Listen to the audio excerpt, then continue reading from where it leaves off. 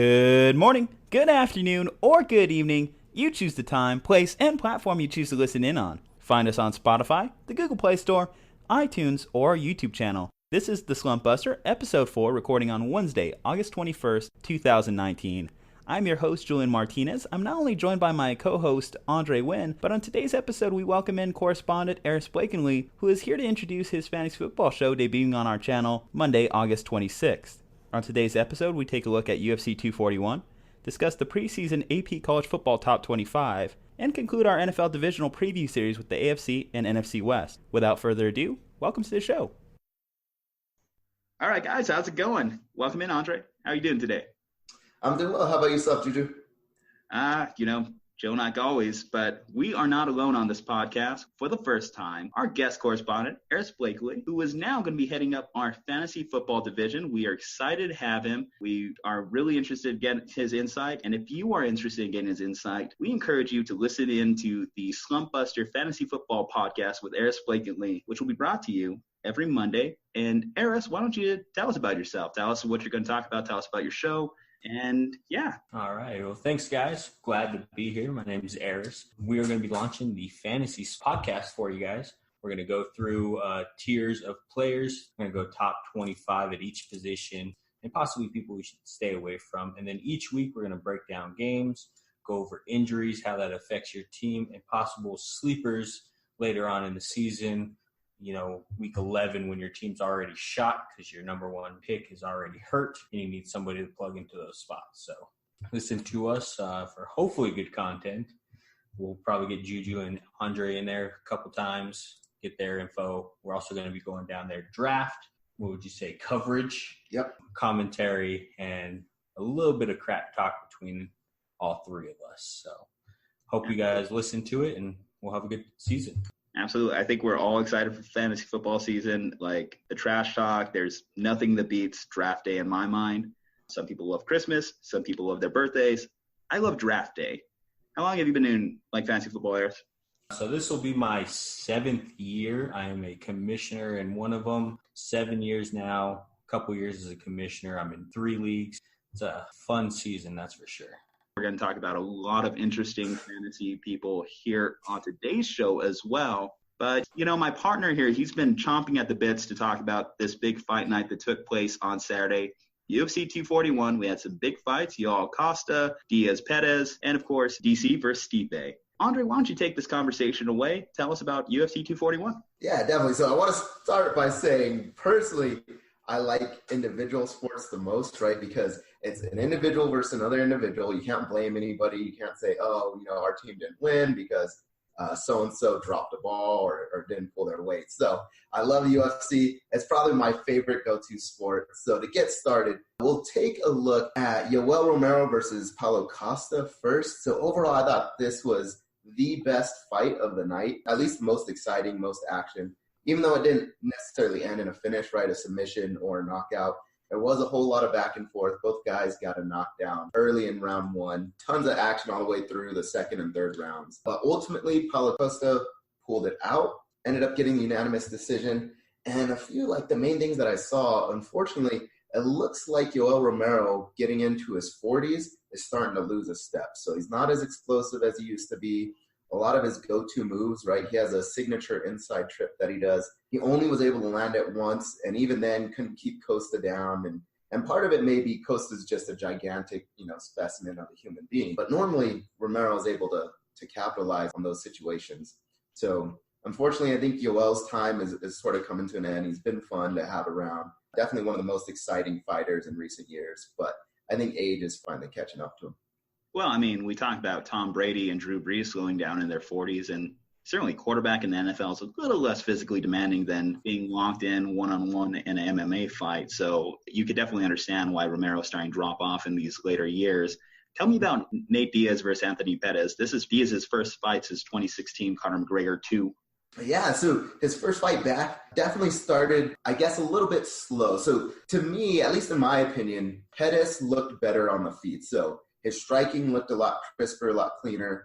He was getting the better of Diaz in the exchanges. But Diaz has this style where he never stops, right? So I don't know, maybe the dude's immune to concussions or something. but I swear he got hit in the face like a million times and still kept moving forward. And where he was really able to succeed is on some poor sort of wrestling exchanges with Anthony Pettis. So as soon as he got Anthony Pettis to the ground is where Diaz really started to have success, and he really started to open up a lot of his significant strikes. That's where it all came from. The other thing that was kind of interesting, so I hear Pettis broke his foot. I'd have to go back and rewatch to see exactly where that happened. But he did start to slow down a little bit, maybe towards the second and third. I think the biggest thing, though, is Diaz has sort of played his card right. So he's always been bigger than Conor, right? Obviously, he beat Conor in one fight, lost to him the next, so some people think it's a little bit controversial. And then Pettis has traditionally, fought at 145, 155, and had to go, to 165, 170 to fight this fight. And so you could definitely tell that Diaz was bigger. But Diaz plays his cards right. He knows how to get the win. He used a lot of his length to help him in those wrestling exchanges. And like I said, he just keeps coming forward. It's hard to knock him down. Well, what do you think about Diaz's next steps after this? So many people are connecting him to Conor McGregor for a third fight. We talked about the legal issues that Conor is dealing with right now and how that's probably lost a little steam, being that it's 2019. Their last fight was 2016. Not a huge math expert here, but 3 years is forever in today's 24-hour news cycle. Now you have Nate Diaz. It seems like he's already moving on himself. He's talking about facing Masvidal in his next fight, and Masvidal seems like he's game. He accepted this challenge just yesterday on the 20th. Yeah, so to me, it's kind of interesting. So Nate Diaz, if you look at it, historically, he's never been an elite fighter, right? I don't think he does anything exceptionally well. Like, he's a decent striker. He is dangerous on his feet. He's not a very good takedown artist, so he's not the best wrestler, and you can take him down. And his jiu-jitsu is pretty good, right? It's better than your average jiu-jitsu in the UFC, but I wouldn't say it's elite by any means. Like, he's not a Damian Maia or something like that. But Conor McGregor and his fight with Conor McGregor sort of cemented him as sort of this cult hero, right? So now he has this big cult following, a ton of fans, which a guy that's 20-11 usually does not have the following that Nate Diaz has. And even Dana White came out and said, hey, Nate Diaz is a needle mover now. He can actually sell pay-per-views. So if I'm Nate Diaz, I'm trying to capitalize on that as quick as possible. So whatever my next big money fight is, Jorge Masvidal right now as well is sort of at an all-time high, coming off his knockout of Ben Askren, right? So Ben Askren has been talking himself up ever since he came into the UFC. He beat Lawler on a sort of contentious submission, right? A lot of people didn't think that Lawler tapped, right? They thought it was an early call. And so a lot of people thought Ben Askren was going to be around for a while. He was, up until that point, undefeated, and then Masvidal comes and knocks him out. So right now you have those two guys that are at their all-time high in popularity. Masvidal being a lot more explosive and electric, fun to watch, whereas Diaz, people like him for his trash talk. People like him just for his attitude, that, Stockton slap he's always doing. So I do think that's a good business move, probably for both of them. The other options, Diaz should probably try to capitalize by getting a title fight if he can. I think now that he's in the top 10 of his division, it might be the best time, for him to jump in line to get that title shot, to try to get that payday. And then the Conor McGregor fight, I think it would still sell, but I personally don't know if Conor ever comes back. Dude's made millions of dollars, and now he's getting fights, with old dudes at bars. So, punching old dudes because they won't drink his. But it's an Irish bar, so they're like 20 here in the States. Yeah. I don't know if we ever see Conor back in the UFC, but I think it's good. We mentioned it last week. At this point, it's more like Conor is more of a sideshow attraction than he is really a fighter. It would be interesting to see him go against Diaz a third fight. But does Conor want to risk losing another fight to Diaz? I don't think so. Yeah, exactly. And Conor's wealth, right, and legacy has been built up on, hey, I'm this, exciting fighter, and for a while it seemed that I was untouchable, right? He runs his mouth. But he lost to Floyd Mayweather in a boxing fight. Now, a lot of people can say, hey, he's not a boxer. At least he stepped in there. Okay, granted. He's also lost to Nate Diaz recently. And then Conor McGregor's last fight, right, with Khabib, he got destroyed. And so Conor McGregor can't really risk losing another fight, at least popularity-wise. I don't think he can, right? Because it's hard to promote somebody that has lost 4 fights probably in his last 5. The other question would be, which weight class do they fight at? Mm-hmm. You know, Diaz is obviously bigger than McGregor. They fought at Diaz's weight class. They dropped down for Connor's. Where would they fight this third fight at? Yeah, and so I think there has been times where they've done a catch weight, right, where they've met in the middle, and sometimes they do that. Though I don't know who has more leverage right now as far as a negotiating standpoint. I think a lot of people want to see Connor, but at the same time, Dana White, like I said Diaz is a needle mover, so Diaz might be able to say, nope, he has to come up and fight me, especially Connor doesn't have a belt anymore, right? So. Yeah, and I do think, too, that there is a bit of a contrast with how they're marketing Diaz and McGregor. So right now they're marketing Diaz as a bit of an anti-hero, and McGregor kind of has had that moniker for a long time, too. Like, even though he's been a bit of a jerk, a bit of a hothead, he still is a fan favorite, so in a way, an anti-hero in his own right. So at this point, too, I don't know how you really go about marketing that fight, who you portray as the villain, the hero, et cetera, et cetera. Let's move on to the main event here. So you had Daniel Cormier versus Stipe Miocic. Now this was a bit of an interesting fight. So Miocic has been trying to get this fight for over a year, get his rematch with DC. He became father in the meantime. And you could tell in that early round, there was a lot of filling each other out. There was a lot more patience on Stipe's side as he was trying to keep his distance, use his reach against DC. How do you think this fight kind of played out as it went on? Yeah, so I thought it was an interesting fight from a technical standpoint. So DC for pretty much the first 3 rounds. So I gave him 2 rounds to 1 right before they went into the 4th, and there was ultimately a knockout. Some people even had it scored 3-0, which I could definitely see the argument for that. And so in my opinion, I think a lot more went wrong for DC than went right for Stipe.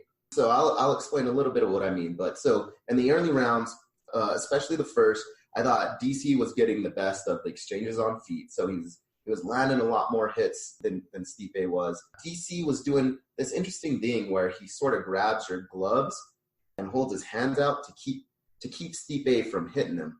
So every time that Stipe would try to pull his hand, to get ready to punch, DC could feel it coming and would be able to use, whether it's head movement or be able to block the punch. DC also was able to get some success in the first round with a big takedown that he had. And Stipe is a really athletic heavyweight, so he can move. He was even doing a move that's known as an Abyss roll, where it could put you in position possibly to get some type of leg lock, whether it's a knee bar, right, or an ankle lock, a heel hook. But it's really, really athletic move for a big guy to do. But Stipe's not used to being on the ground like that, and he's not really the best, from fighting underneath. And so DC got a lot, I think, points in the judges' eyes, right, from that big takedown in the first. The second and third rounds, a lot of DC still scoring a lot, pushing the pace more. And like I said, he was really getting the best of the exchanges. Yeah, now, he got a few good cracks in on Stipe. I noticed that, too, in the second and third rounds. Yeah, which a lot of people were surprised, right? So I was watching this at a Buffalo Wild Wings, and you could hear around, obviously there was some people that have never seen DC fight, right? So they're like, oh, that short, chubby, fat guy is going to lose, which he ultimately did, right? But they don't understand how good of a fighter DC is. And so he was doing a lot of damage to Stipe, I thought. Something that was interesting, though, that I had thought about is when it comes to DC, because there's such a big height difference with Stipe, so I want to say it's at least 4 inches, right? And there's like an 8-inch reach advantage or something like that. The angle of DC's punches tend to be a little bit higher. So in your general fight where things are completely even, you're the exact same height, your punch goes straight out, so it's about 90 degrees with your body. In DC's case, his punches were going at about 120 degrees, right? So it's quite a bit higher than you would normally expect. And that's hard to train for. And so your shoulders tend to get a little bit more tired, a lot easier, and that causes your hands to start to drop or be in bad position in the later rounds a lot faster than Stipe, who's throwing more at a natural angle, right? So he's throwing more at that 90 degrees or even a little bit lower. Do you think that DC came into this fight out of shape? I mean, I definitely think Stipe was in great athletic conditioning in preparation for this fight. Yeah, so no, I don't think DC was out of shape. So DC's, been in 5-round fights before. He was actually a lot lighter than he was in their last fight. Like I said, a lot of it had to do with the angle of the strikes, right? Having to make up for that reach and height disadvantage. And so doing that does take a little bit more out of you. It takes a little bit more out of your shoulders. They get drained a little bit more. And just naturally, right, like fighting is hard. It is tough to go for that long. And so that's ultimately what I think started to come, sort of all cultivated together towards that fourth round. And then really the one big thing that went right for Stipe is he's able to find some luck with a good liver shot, right? So the liver's on the right side of your body. So if you throw a left hook to somebody's body, you're going to be able to hit their liver. And on your typical person, right? So if Stipe were to hit me or Aris or you, right, to the liver, we would drop right away. In DC's situation, though, right? So DC's used to taking hits, and a lot of times what you would notice is DC would get hit in the face, he'd come back, he'd do some head movement, but he would still keep progressing forward. In this case, is real subtle, but Stipe hit him with a body shot, and it didn't look like much, but you could see DC, instead of moving forward, he took a step backwards, and it's very subtle. He dropped his elbow to cover up that right side of his body, put his elbow down. And that was enough that Stipe knew, hey, I think I found that sweet spot. And most people, right, would stick to prioritizing trying to get the knockout by hitting him in the head. Stipe instead, though, recognized, hey, I hit him in the liver. He dropped his elbow. He took a step back. It probably hurt him more than my other shots that he's been just eating in the face, right? And so Stipe, instead of saying, hey, I need to go for the knockout now and just try to punch him in the face, he said, I'm going to go back to the body. And he hit him with another one or two good liver shots, and that's what really opened up DC. So then you see DC's hands drop. His head is, wide open. Head movement's not as quick as it normally is. His foot movement's not as quick as it normally is. And Stipe went to work. And ultimately, ended up with the knockout. Oh yeah, he was really digging in on that liver once he found the sweet spot. It's kind of one fun fact from this fight too. It's had the most significant strikes combined in any heavyweight title bout in UFC history, 341. In fact, DC had the most ever in a loss. So these guys really going to war with each other. It was intense, and that brings me into the next point. Are we going to see this fight again? Many people were speculating this might be DC's last fight. Many people were wondering if DC wins this one, does he get that rematch with John? And it's going to be interesting. Which trilogy is more likely to get completed? Do you think, how pissed off do you think John Jones is, knowing that he may have lost out on that big payday? What are some of your thoughts regarding the future? Yeah, so I guess what I will say is this fight was definitely in reach for DC, right? You just said the stats. He had the most significant strikes out of any heavyweight that has lost.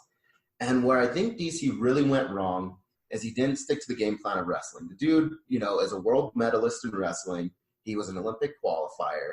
He was one of the best heavyweights at Oklahoma State University, wrestling for John Smith, right? So the only guy who really kept beating him was Kel Sanderson, who went undefeated in college. And so if DC had just wrestled, rounds 4 and 5, he probably could have grinded out the win in this one, and we wouldn't necessarily be having this conversation. Where I think DC would go, if he's going to take another fight, I think he goes the Stipe route. The reasoning being, first, they're 1-1 against each other. So DC can say, hey, I've beaten him once, Stipe's beaten me once. I got to get my belt back to prove that I'm truly the best heavyweight of all time.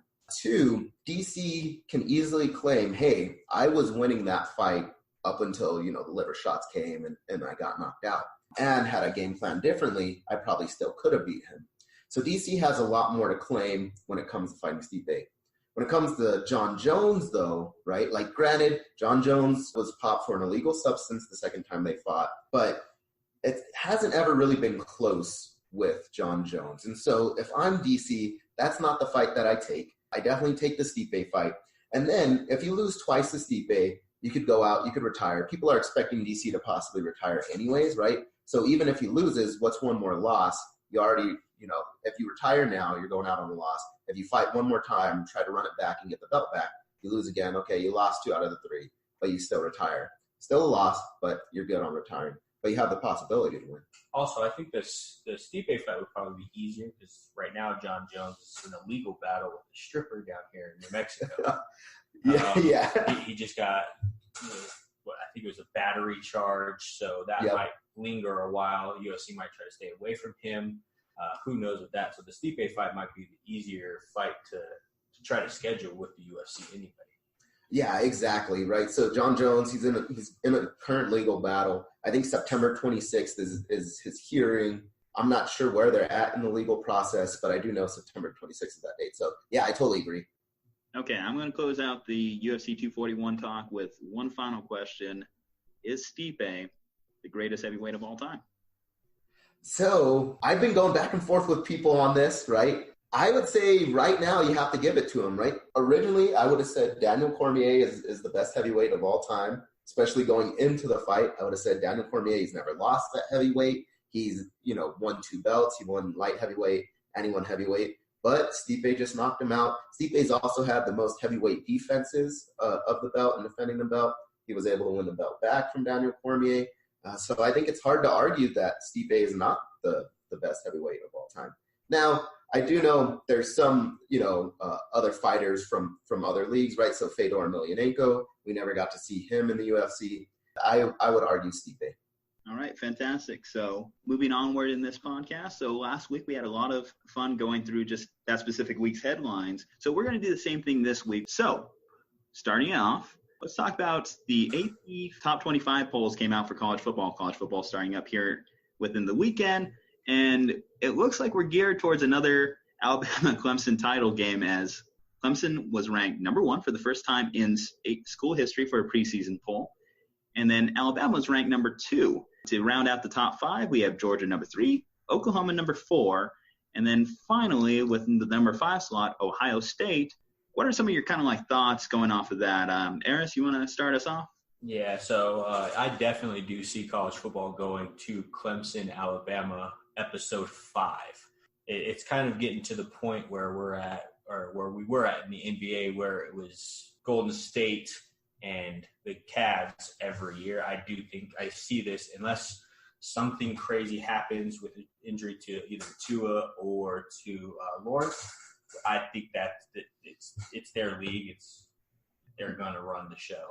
Definitely have the best quarterback. Trevor Lawrence, NFL executives are just drooling over him, and boy, are they beating themselves up over the fact that they can't draft this guy for another couple of years. He just looks like a man amongst boys out there. Like, seeing him rip apart Nick Saban's defense last year in the title game, which was surprising. Not gonna lie, brought a little bit of joy to my heart. I think that this guy is going to go far. It's like watching Andrew Luck right now. It's like watching Peyton Manning. This guy is going to be special when he gets into the league. It's going to be interesting between Clemson and Alabama. Obviously, you have 2 NFL quarterbacks in this matchup here. So Tua is also expected to go very high in the 2020 NFL draft. Potentially number 1. You're hearing the phrase tanking for Tua going on right now. But let's start with the end of his college career. Can he win that Heisman that's been elusive for the last couple of years? I don't know. I think this is Trevor Lawrence's Heisman to lose. He is all of the rage right now.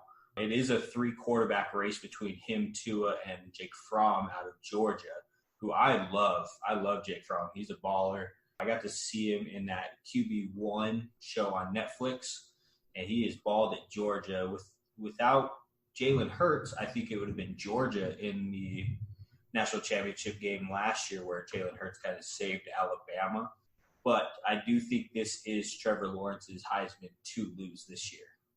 Speaking of Jalen Hurts, too, he is starting up over there in Oklahoma this year under Lincoln Riley. The last 2 years, the Heisman winner has come out of Oklahoma. And the last 2 years, those Heisman winners have went on to be the number 1 pick in the NFL draft.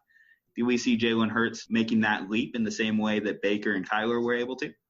I don't see him doing that because of Tua. If Tua can stay healthy, the Miami Dolphins want Tua. The Dolphins are going to tank for Tua. That's their slogan this year. Unless Hurts has a phenomenal year and Tua, that ankle injury kind of nags him throughout the season, kind of hampered him last year, then Jalen Hurts can probably go over number 1 overall, especially since Lawrence has to wait 1 more year to enter the draft.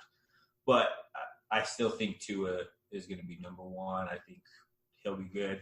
And Jalen Hurts will still have a phenomenal year in Oklahoma. Now, I do find it interesting, Ohio State being ranked number 5. They do have Justin Fields transferring from Georgia. He was a 5-star recruit coming out of high school. But they did lose Urban Meyer, which is a big piece there, which brings me over to the number 7 team, Michigan. I think it's Michigan's conference to lose this year, as there's no more excuses. If Harbaugh can't get past Urban Meyer, then I think that's it for his time in Michigan. And that's coming from a guy that loves Jim Harbaugh. As a Niners fan, seeing him get fired was probably one of the most painful things I've ever had to deal with in my life. But if he can't win this conference this year with everything playing in his favor, then his time in Michigan is over. Yeah, I do think so as well. I mean, he has gone, above and beyond for the program. His recruiting is usually top 10. The record is usually really good. They're near the top. But the only problem is they cannot beat Ohio State. If you are a Michigan fan, there's 2 things that you want out of your season. You don't care if you go 0-2. It doesn't matter. 1, you have to beat Ohio State. And 2, it's national championship or bust. But the Ohio State one is the biggest one for that fan base. And so far, he's 0-4 against them. So if he doesn't this year, they might give him one more year to try. But yeah, he's definitely on the hot seat. Yeah, and if Harbaugh does get fired, on the bright side, at least he'll have plenty of options. There'll be many NFL teams that are going to try and swoop him up and get him back in the league. Now, I just want to touch on a couple of dark horses before we move on into our next topic on this week's headlines.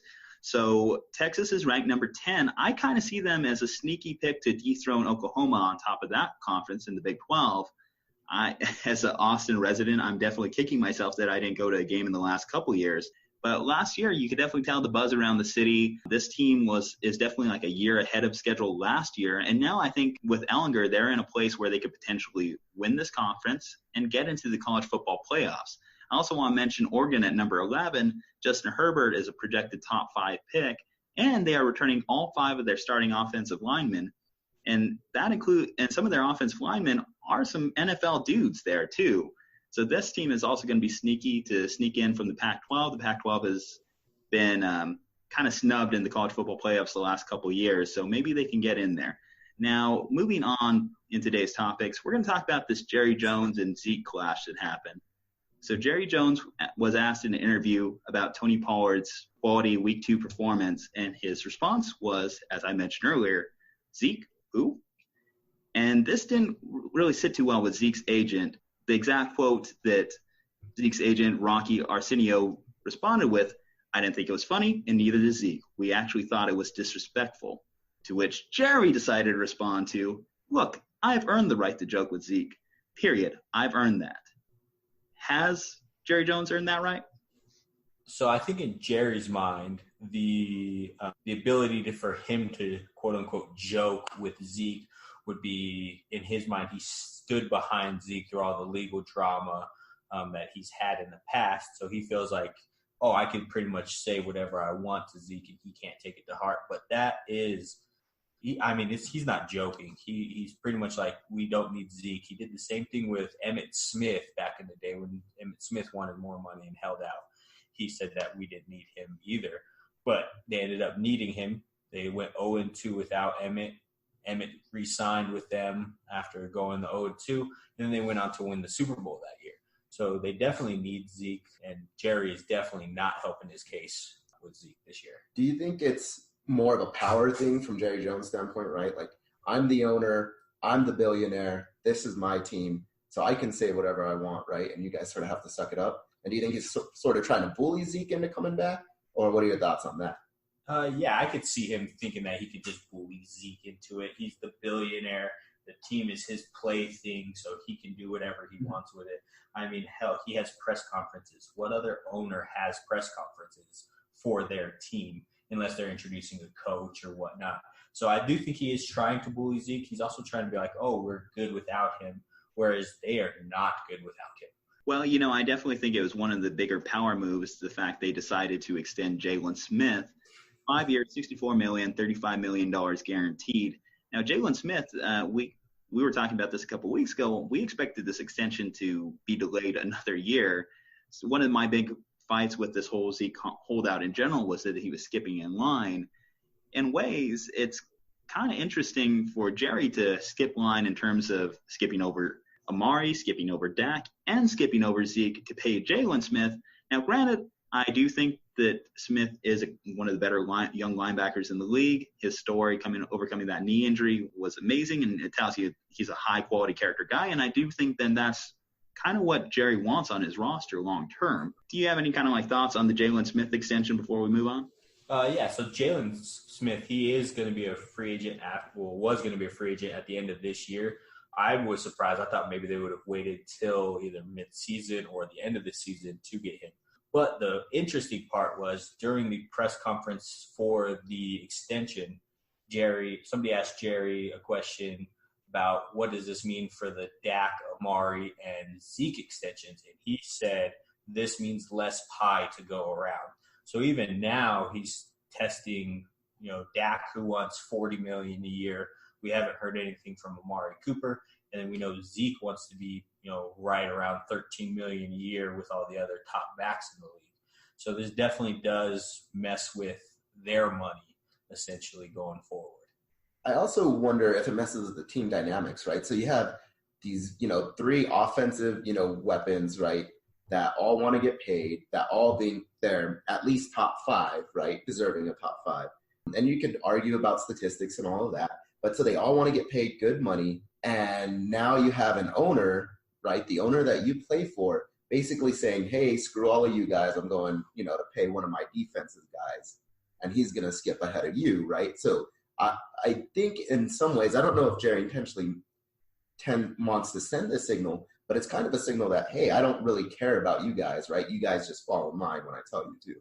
Yeah, it's a pretty interesting situation to definitely monitor going through, especially with Zeke saying that he's not going to play this year without a contract extension. Well, we talked about this. If Zeke doesn't play this year, he's going to have to play for the Cowboys next year. He doesn't get that year of league eligibility under his belt, so he just basically rolls over his contract every year he decides not to play until the point where he's not good enough to play. So at some point, he's going to have to suit up. He's going to have to realize that there's a lot of money on the line. It's not like he's getting paid nothing to play football this season. He is still getting paid a top 5 pick salary. So it's going to be interesting to see where this story develops, if it carries into the regular season. The Cowboys definitely do have a light regular season to start off.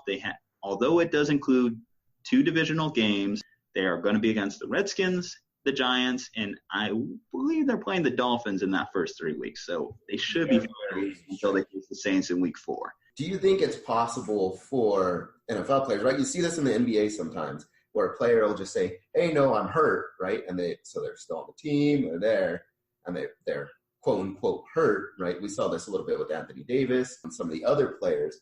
Do you think it's possible for an NFL player to do that, to come back, maybe play a game, and then say, oh, no, I'm hurt, I'm injured, I can't perform? It is possible. I highly doubt that would happen in Jerry's house, quote-unquote. But, I mean, I've never seen it in the NFL. The NFL players don't get enough leeway as the NBA players do. They have more power in their league than the NFL players do. So I don't see that happening. It would be very interesting to see that happen. Zeke go out there and say, oh, I pulled a hammy, and then he just has a hammy issue all year long. It would be very interesting to see that play out if that were to go that route. Plus, eventually we're going to be talking about Zeke and Melvin Gordon's situation as a whole. If they do carry in the regular season, they can potentially be devalued by how their backups perform in their roles. We still haven't even seen how the Bell saga has come full circle quite yet, because we don't know how Bell is going to perform in his first year returning from a year layoff. So I'm interested to see how the Jets do, because that's also going to set precedent for what happens in the Zeke and Gordon situations as well. Now, as much as we're worried about Zeke returning to training camp, there is one more possible notable return coming up in the next few weeks. So Dwight Howard has been talked about returning to the Lakers. Now, Aundre, as a Lakers fan, would you support Dwight coming back? Absolutely not. So there's a lot of people so I have to laugh, because to me it's just so ridiculous. Like, I would not want him back. He's been on, I think it's like 5 teams in 5 years or something. Played for the whole Wizards and them conference or division. Exactly. And he's been shipped around from, Houston, Orlando. So what I find difficult with the Lakers, so I think the Lakers will always be tied to any big name. So if you, at any one time, right, we're a big time player, whether, you're an MVP caliber player or even just an all-star, your name sort of gets tied to the Lakers. In Dwight Howard's case, one, he's had way too many injuries for my liking, right? So there's been times where he's had back issues and knee issues. And so he has a ton of injuries that, one, I just wouldn't want to deal with if I'm the Lakers. And you already have sort of a dead roster spot with Boogie Cousins, right? So you need to get the best out of that last roster spot that you have. And with this team and with the way the league is, there's a ton of really tough teams. It's sort of wide open, right? So you've got the Clippers are going to be really good. Denver's going to be really good. Philly's going to be good. The Raptors still will be good. Golden State will still be all right. And so you need to make the best use of every single roster spot. And to me, Dwight Howard is not that good of a use. And then the biggest thing is just the locker room issues, right? So right now, the Lakers, in my opinion, have a pretty good locker room. I know that sometimes people have said LeBron can be divisive, right? I think they got rid of all the young players, so I think LeBron respects veterans a lot more. I think he, hopefully respects Kyle Kuzma and Alex Caruso, especially since the Lakers fought so hard to keep them. So I think right now the locker room is going to be really good. And if you bring Dwight Howard in, it could completely change that dynamic. Plus, I just don't know the production you would get out of him. Yeah, because you're going to need a big man, especially right now, to help out with minutes. Because right now you just have JaVale McGee slotted in that spot. I don't know how much you're going to want to play LeBron or AD in that center spot. You're going to want somebody to slide into that role, eat up minutes, rebound, take kind of that brunt of the inside work. Yeah, and the biggest thing here, right, is technically, at least from a basketball standpoint, I think the best lineup, at least offensively, but even defensively would be really good, would actually be to move Anthony Davis up to the 5 spot, right? So you can have Anthony Davis, LeBron James, Kyle Kuzma, Danny Green, and maybe like an Avery Bradley type or an Alex Caruso type. And that to me is the ideal lineup for the Lakers.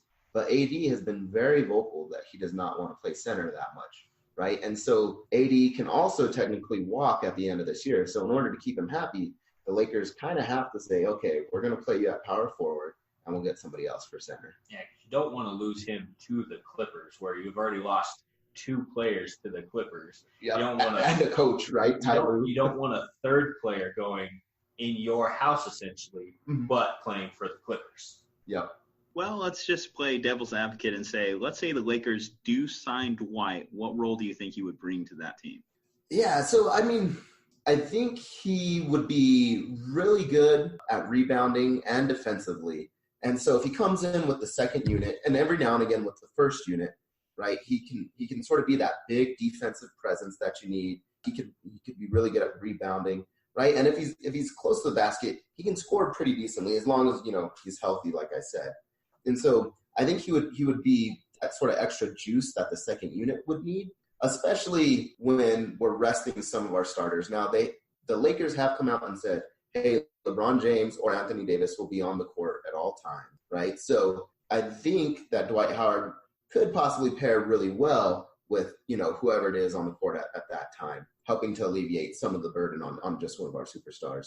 The other thing, though, that I will say is if you do sign him to, just the minimum contract, you can move off of him pretty easily, right? So you could simply cut him and sure, you lose the cap space or you take your salary hit or whatever it is. But it's not that difficult to get rid of a veteran minimum player if he's willing to sign for that.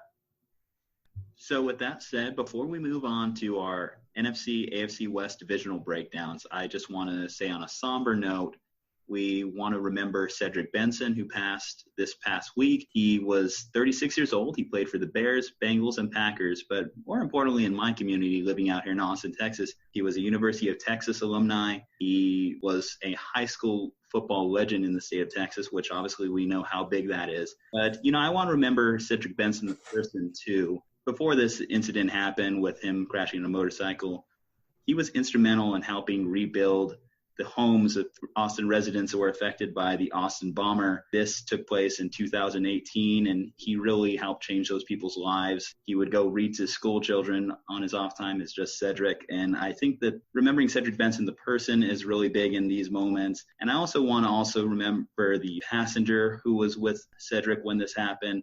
She was 27 years old, a former UT alum herself, who had big dreams and aspirations, I'm sure. So condolences to both their families. Let's get into our AFC NFC West divisional breakdowns, starting with probably the most interesting squad in the NFL this year, the Oakland Raiders. So this team, in theory, we should know the most about them. They've been on television, national television, the last 3 weeks, and Antonio Brown has been in the headlines basically everywhere you look. At this point, do you think the Raiders are starting to regret this decision of getting Antonio Brown? No, I don't think so, because all of the off-the-field issues will be okay and be worth it if he performs on the field. So if he can do what he did last year with 15 touchdowns, led the league, everything that happened this offseason will just be water under the bridge. But he doesn't have a Hall of Fame quarterback throwing him the ball this year. And Derek Carr has had success in this league, but he's never performed quite at the level that Big Ben has to this point in his career. Do you think Antonio Brown will still be able to replicate those numbers he had in Pittsburgh, where he was the focal target point? Because Derek Carr traditionally has been the type to want to spread the ball around more. They went out, they acquired pieces like Josh Jacobs out of Alabama. They got Tyrell Williams for him to throw to. Do you think that Antonio Brown will be happy in that situation? What if the Raiders start off losing? This is a point that Antonio Brown has never really had to suffer through in his career being with Pittsburgh, as they've been consistently among the top in the division. How do you satisfy Antonio Brown, who's on an 0-3 team and maybe averaging 6 to 7 targets a game? Yeah, that's going to be the hard part. AB is just going to be outspoken regardless. He'll be happy if Carr can go back to that year before he broke his leg, when the last time the Raiders were in the playoffs, where he was an MVP candidate. I know he was approaching 5,000 passing yards, which is a huge milestone in the NFL. But if, 5,000 yards, that's going to have to go somewhere. Right now they have really AB and Tyrell Williams. They don't have a tight end right now. Josh Jacobs, we don't really know his pass catching abilities because they didn't really use him that way in college. So all of those passes do have to go somewhere, and I do think AB is going to pull that share in. He's AB. He's going to get open. He's one of the best route runners out there. He's fast. He can just get over top of you. So that timeshare is going to have to go somewhere in that offense, and I do think AB is going to eat first. Where I think the Raiders may regret it, though. So I agree. I think AB will still get the majority, of the receptions that he's wanting. Though it is a major concern, right, that his offense just isn't as good, right? Like, you don't have a Le'Veon Bell that the defense has to worry about. You don't have a Juju Smith-Schuster on the other side. And, we obviously said he doesn't have Big Ben thrown to him. From a game standpoint, I think things will be harder for Antonio Brown. Everybody knows he's going to be the one getting double-teamed and all that.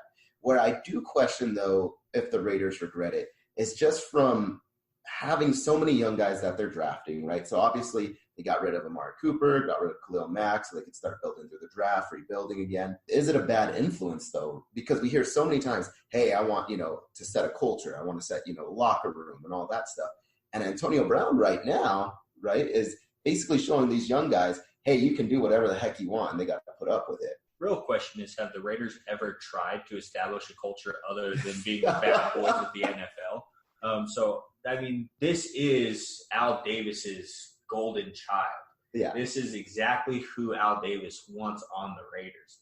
He is smiling down in heaven right now, knowing that he has a diva wide receiver. He's making headlines daily. Yes, it's going to be bad for like Hunter Renfrow, rookie receiver, who's projected to have a decent career. But this is who the Raiders are. They're a diva team. They're always a circus. They're going to have big personalities. Hell, they even signed Vontaze Perfect. Yeah, with Antonio Brown, right? So, this is the type of players that they want. So, ultimately, I don't feel like they're going to regret this trade. You bring up the character issues of a lot of their signings recently. So obviously AB, with everything he's dealing with this offseason. They also went and got Rich Incognito, who's had obviously his issues with hazing in the NFL, as well as bringing a gun into a church and threatening someone. So in fact, it's crazy that they have a guy who's going to miss 2 games because of that incident. But we could get back into league discipline later. Obviously, Vontaze Burfict, we know what issues he brings along to this team. It's an interesting squad. I don't know. I think it's perfect for Vegas next year if we're being honest about it. Oh yeah, this Vegas is gonna love this team. They're gonna be flashy. They're gonna be wild, just like Vegas is. Mm-hmm. The only problem I see with them being in Vegas is how many Raiders fans are they actually gonna have there. The only problem I see is Derek Carr going to be on this team when they're in Vegas next year? Now, there's an interesting thought that Derek Carr could be cut by the Raiders fairly easily this year, voiding the rest of his contract. Now, when it came to the 2019 NFL draft, there was a lot of discussion whether or not John Gruden would look into trading up to get Kyler Murray. The funny thing I always find about John Gruden is he loves guys until he's their coach. Like, You're seeing it with, like, in Hard Knocks episode 2, how he's just abusing Glennon and Nathan Peterman. But on the outside looking in, he loved these guys. When you go back to his quarterback camp with Derek Carr, he loved Derek Carr. And suddenly, it just like, now that he is Derek Carr's coach, he can't get rid of the guy fast enough. Even if he's not outwardly portraying it, when you start hearing that they're already looking into other quarterbacks for the future or even discussing cutting Derek Carr, it kind of comes off as two-faced, if we're being honest about it.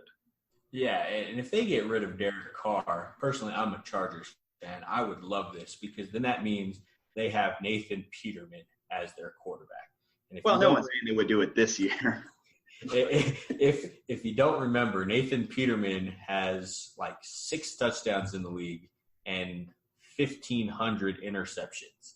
This guy is arguably one of the worst quarterbacks statistically in recent years. But I don't see them going away from Carr, especially after that monster deal that they signed him. And plus, Carr can still be that MVP candidate he was a couple years ago. Now he has a receiver, albeit for some reason they didn't throw to Amari Cooper last year. I don't know why. Amari Cooper's a really good talent. He has AB, who's arguably one of the top 5, if not sometimes the best receiver in the league. So I don't see them going away from Carr. Yeah, I think the other thing that I'll add to that is last year's offensive line for them was the worst that Carr's had in quite a long time. So Carr was getting sacked like 51 times, right? And so I want to say his offensive line was ranked like 25th or something in the NFL, whereas Carr's usually used to playing with a top 10 offensive line. And so you might even be able to point to that as part of the reason we saw a statistical decline in Carr's stats, right? Yeah, because he wasn't playing behind a top 10 offensive line. That was that one year he was going to be MVP. That was arguably them in Dallas as the best offensive lines in the NFL.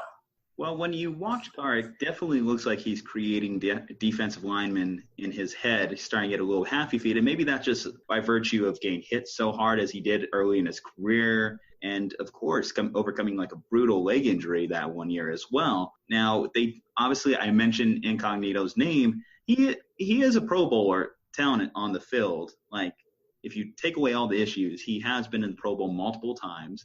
They did go out there and sign Trent Brown, who had a remarkable run last year with the Patriots, and definitely one of the Niners' main regrets cutting him a couple years back. So they improved the offensive line, and you do hope that last year's draft pick, Colton Miller, can take a step up in his development.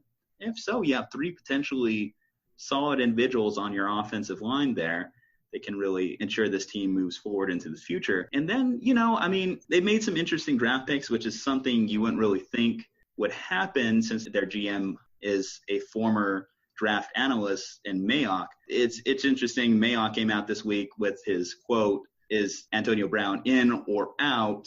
We're still trying to figure that one out. But I'll tell you who is in: a bunch of former Clemson players and a bunch of former Alabama players. Mayock loves these guys. He has one famous quote, too, that basically you could build a whole team based off Clemson and Alabama players, and you'd have a winning squad. I believe that's true. He went out there and acquired Clelin Ferrell, who, although I think it was a bit of a reach out for, he's definitely a professional talent. He's well-versed. He's the gentleman. And I do think that kind of counterbalances a lot of the cultural mistakes we say they're making with players like Burfict. Then they went out and acquired a Hunter Renfrow, who Renfro is definition of a gamer. He's been one of the more consistent slot receivers in college football the last few years. He's not like a 22-year-old kid either. He's older. He came out after playing his entire college career in Clemson.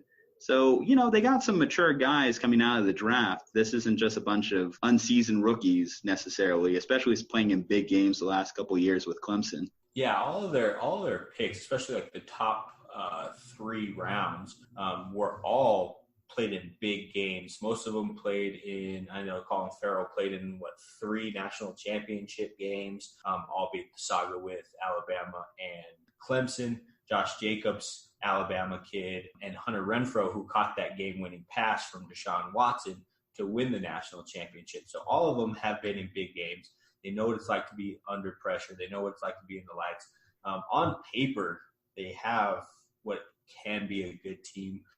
If Carr goes back to MVP form, AB kind of reels in the clown persona. You got Hunter Renfro running down in the middle. They can go, be top of the league. However, I think the rookies, there's a lot of them. They're going to be contributing. Usually that doesn't come to fruition the first year. It usually takes them a couple years to fully gain steam, to fully come together. But definitely they have the talent there. They have all the big game college talent there as well. So. Okay, well, obviously the Raiders, we could talk about this team for hours on end, but we have 7 other teams to get to close out the NFL divisional breakdown. So I'm going to close and just ask for your guys' final predictions. So last year's finish, they finished, let me take a look here, 4-12. I predict they will finish as 6-10. Yeah, I have them at 6-10 as well. I have them in that 6-10, 8-8 range. I do feel like a couple bounces could go their way, but could also go the opposite way. But I do have them at 6-10. Man, listeners are going to think we're boring or we're all cheating. I got them at 6-10 too. So that's sort of where I see them. I think there's a lot of drama that's going on. Like you said, too many rookies, and it's hard to win with just a bunch of rookies. So if you want, we could argue more like Shannon and Skip. Ray, what you doing giving the Raiders 6-10? Come on. Skip. Come on, Skip.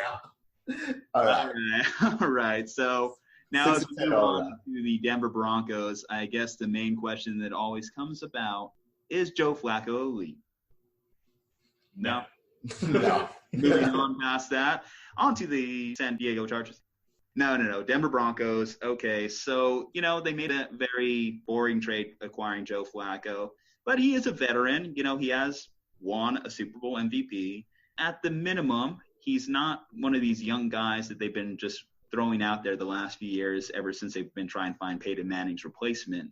Obviously they've thrown out Paxton Lynch, Trevor Siemian, Case Keenum for a little bit. This team has just been stuck in a weird loop. The main thing why I feel like people mock the Joe Flacco signing is just how much John Elway insists that this is going to be their guy.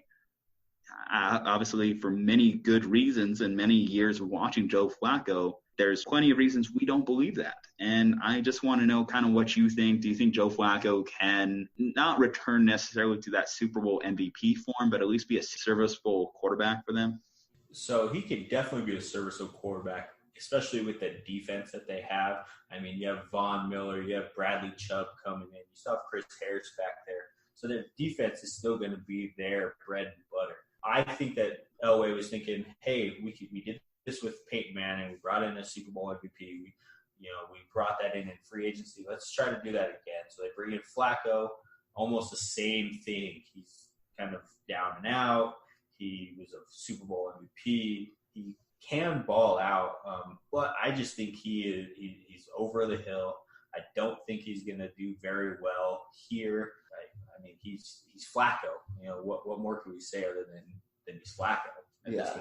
And I think the thing with Peyton Manning, right, so we referenced that a little bit, but Peyton Manning was always much more talented than Joe Flacco ever was going to be at quarterback. So I agree with you. I can see him being a decent quarterback, but will he get them back to a Super Bowl? I would doubt it. If they get to a Super Bowl, it'll definitely be on the legs of Von Miller and Bradley Chubb. Yeah. I mean, heck, the Broncos won the Super Bowl that year Peyton Manning throwing 9 touchdowns and 17 interceptions his last year. But Flacco could slide into that role. I don't think their defense is as elite as it was that Super Bowl winning year, but they do have the recipe there to make the playoffs as a wild card.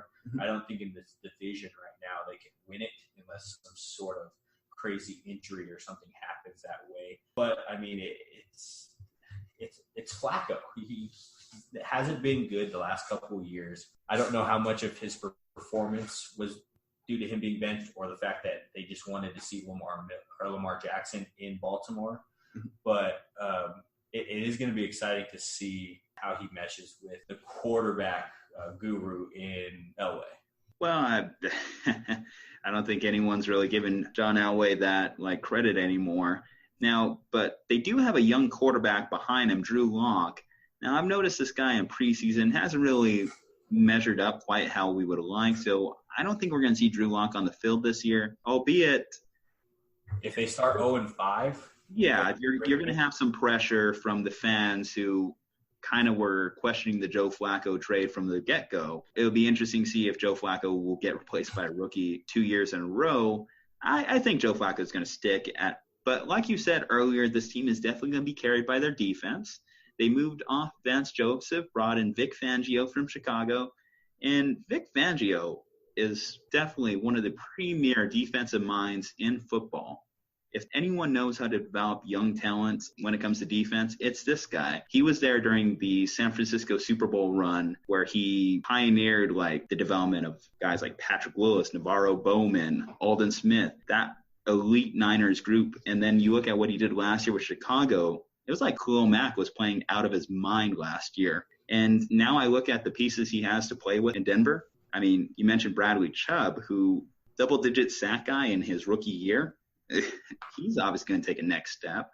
And even though I do think that Von Miller has lost a step, premier defensive linemen in the league as well, or outside linebackers, I should say, they're going to cause a lot of trouble for a lot of opposing quarterbacks. And then if you manage to evade the pass rush of those guys, Chris Harris back there in the defensive backs, it's an imposing defense. It's just going to be, is Joe Flacco going to be able to game manage enough to keep this team relevant? They're also in arguably one of the toughest divisions in football as well. Those two teams at the top, and the Chiefs and the Chargers, there's a lot of offensive firepower between those two. And, I don't think Joe Flacco's the type to keep them in shootouts.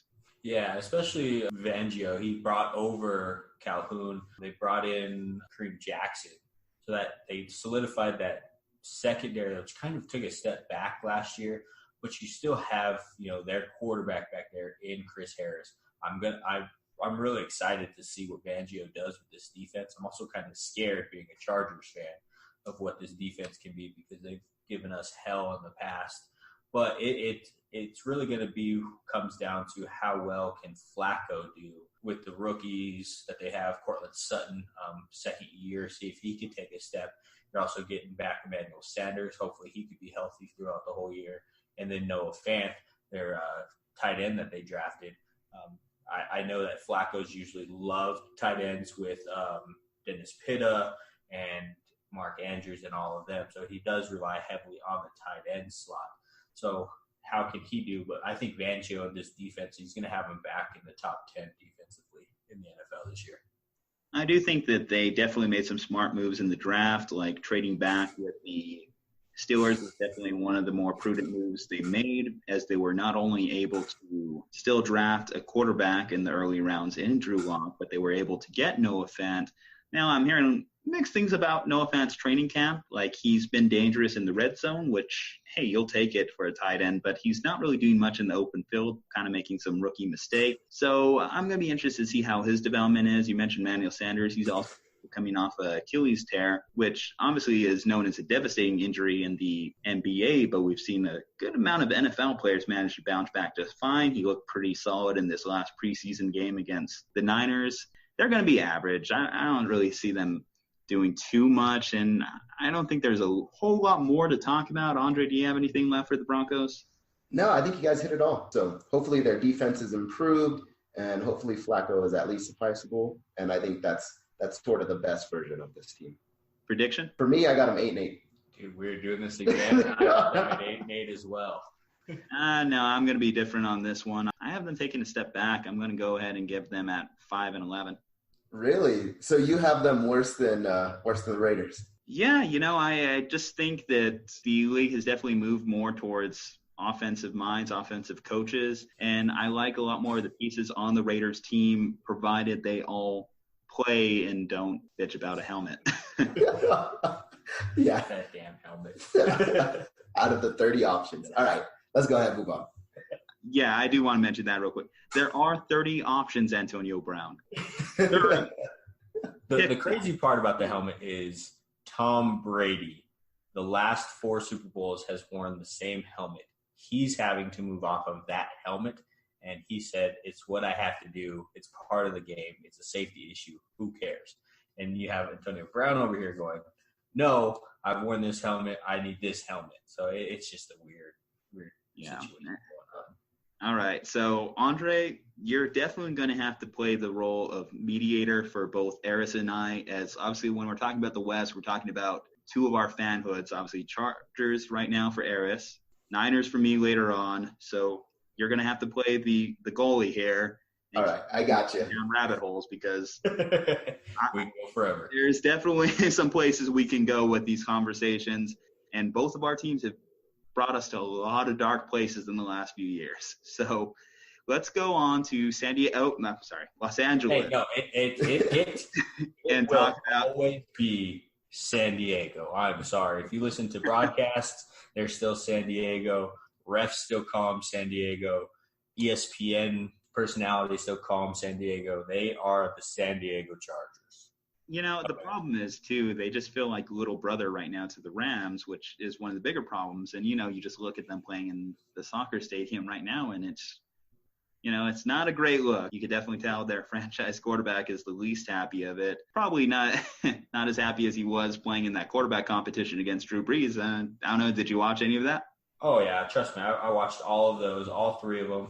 I watched him play skeet shooting with the Frisbee. I saw him hitting fat heads of the old man challenge. This is the 3rd time they've done this QB challenge. I watch it every year with them. It's nice to see kind of behind the scenes. That's why I love Hard Knocks so much, because you can kind of see behind the scenes of the NFL, and you can actually see that these dudes actually like each other. They, most times people think rivalries, they hate each other, but you can see behind that they're all kind of, it's just one big brotherhood. But yeah, I love this quarterback challenge that they do every year. Okay, so tell me, how is this team going to manage to disappoint you at the end of the year this year? We're going to run into Tom Brady in the playoffs like we always do, and Tom Brady is going to eat us alive because we're going to get hurt at the linebacker position, and we're going to have to play 18 defensive backs back there. He's just going to throw for, I think he went 300 yards. The first drive of that game last year when he just drove down the field, I think he went 7 completions. I automatically knew that we weren't going to win that game. So they're going to lose to Tom Brady in the playoffs, and I'm going to be in the same position next year going, oh, Tom Brady's going to retire? We can win this. Oh, Tom Brady's still playing? We're not going to win this. At least you're a realist. Tom Brady. I think many people over these last 20 years have given up on trying to beat Tom Brady. So certainly everyone in the AFC East. But no, for real, though, the Chargers, let's be honest, they have, if not the best roster in the NFL, at least top 5. So this team is going to compete. It's just going to be a matter of to what level they're able to compete, and can they finally just get over the hump? Because Philip Rivers, he was even talking about this week in the whole rings argument, great quarterbacks without rings. He was trying to give Dan Marino some love. Do you think that's kind of him just trying to divert from the fact that he, to this point, has failed to reach that goal, even get to the Super Bowl, much less win it? Yeah, I think he is one of the more underrated quarterbacks. If you look at all of his statistics, he's top 10 in most passing areas. He's top 10 in yards. He's top 10 in attempts. He's a really good quarterback, Hall of Fame worthy. And all people seem to care about at the quarterback position is rings. So I think that was more of him going, you don't have to be a great quarterback only if you have rings. You could be a great quarterback without those rings. Part of the great thing that's really kind of like helped Rivers in the second half of his career is just the amount of quality players he has around him. Obviously, you have Keenan Allen, who's just an amazing route runner, one of the best slot receivers in the league, just an amazing talent. They did lose Tyrell Williams this year. It's going to be interesting to see how that affects them. But lucky for them, they have big Mike Williams, who we talk about Clemson players who've come up big in title games. Mike Williams has been one of the better, more clutch players in college football, and we even saw flashes of it last year. His rookie season was a bit of a wash. He was injured, so you can't really hold it against the guy too much. Yeah, but, one of the big thing that's looming over this team's head right now is this Melvin Gordon holdout. We touched on it a little earlier. When we talked about this 3 weeks ago, we were expecting maybe we might see some movement, but reported just as of today, and we're recording here on, again, Wednesday the 21st, this is probably going to go into the regular season. Do you think that Austin Eckler and Justin Jackson can carry the load in the meantime? Well, yeah, so Justin Jackson and Austin Eckler helped us win the 4 games that he was out of last year. With the contract dispute, it's a little weird because he's in that one place where when he's healthy, he's a top 5 back. Like keyword being when healthy. So he has played 116-game season 1 time. He's been a 1,000-yard rusher 1 time. Otherwise, he's been hurt, not on the field. So you had Justin Jackson and Austin Eckler sliding in perfectly fine. Where he got hurt against the Cardinals, but then we played, the Steelers. Controversy there, but we won that game. We played Won that game. W. All right, Aundre. Played the Chiefs, beat the Chiefs, and then just 2 other mediocre teams. But we played 2 of the best teams last year without him, and they won. Granted, they didn't have a 100-yard rusher in that span. I think combined they got best was 91 yards. But, Justin Jackson had 2 rushing touchdowns in that 4-game span. But they're also getting Hunter Henry back, which is going to be huge. Tight end presence over the middle, which can kind of supplement that yardage loss from Melvin Gordon, especially in the red zone where you're going to have Mike Williams, and then you're going to have Hunter Henry back, who essentially you're just taking out one red zone target in Melvin Gordon and putting in Hunter Henry in the red zone. So I don't feel like without him, there's going to be a huge downfall. Are they a better team with him? Yes, but it's not going to be that noticeable, unlike the Zeke situation. So in your opinion, right, so since you're a fan of this team, should your team pay Melvin Gordon? I think they should pay him what they've offered him. They've offered him top 5 money. They've offered him $10 million a year.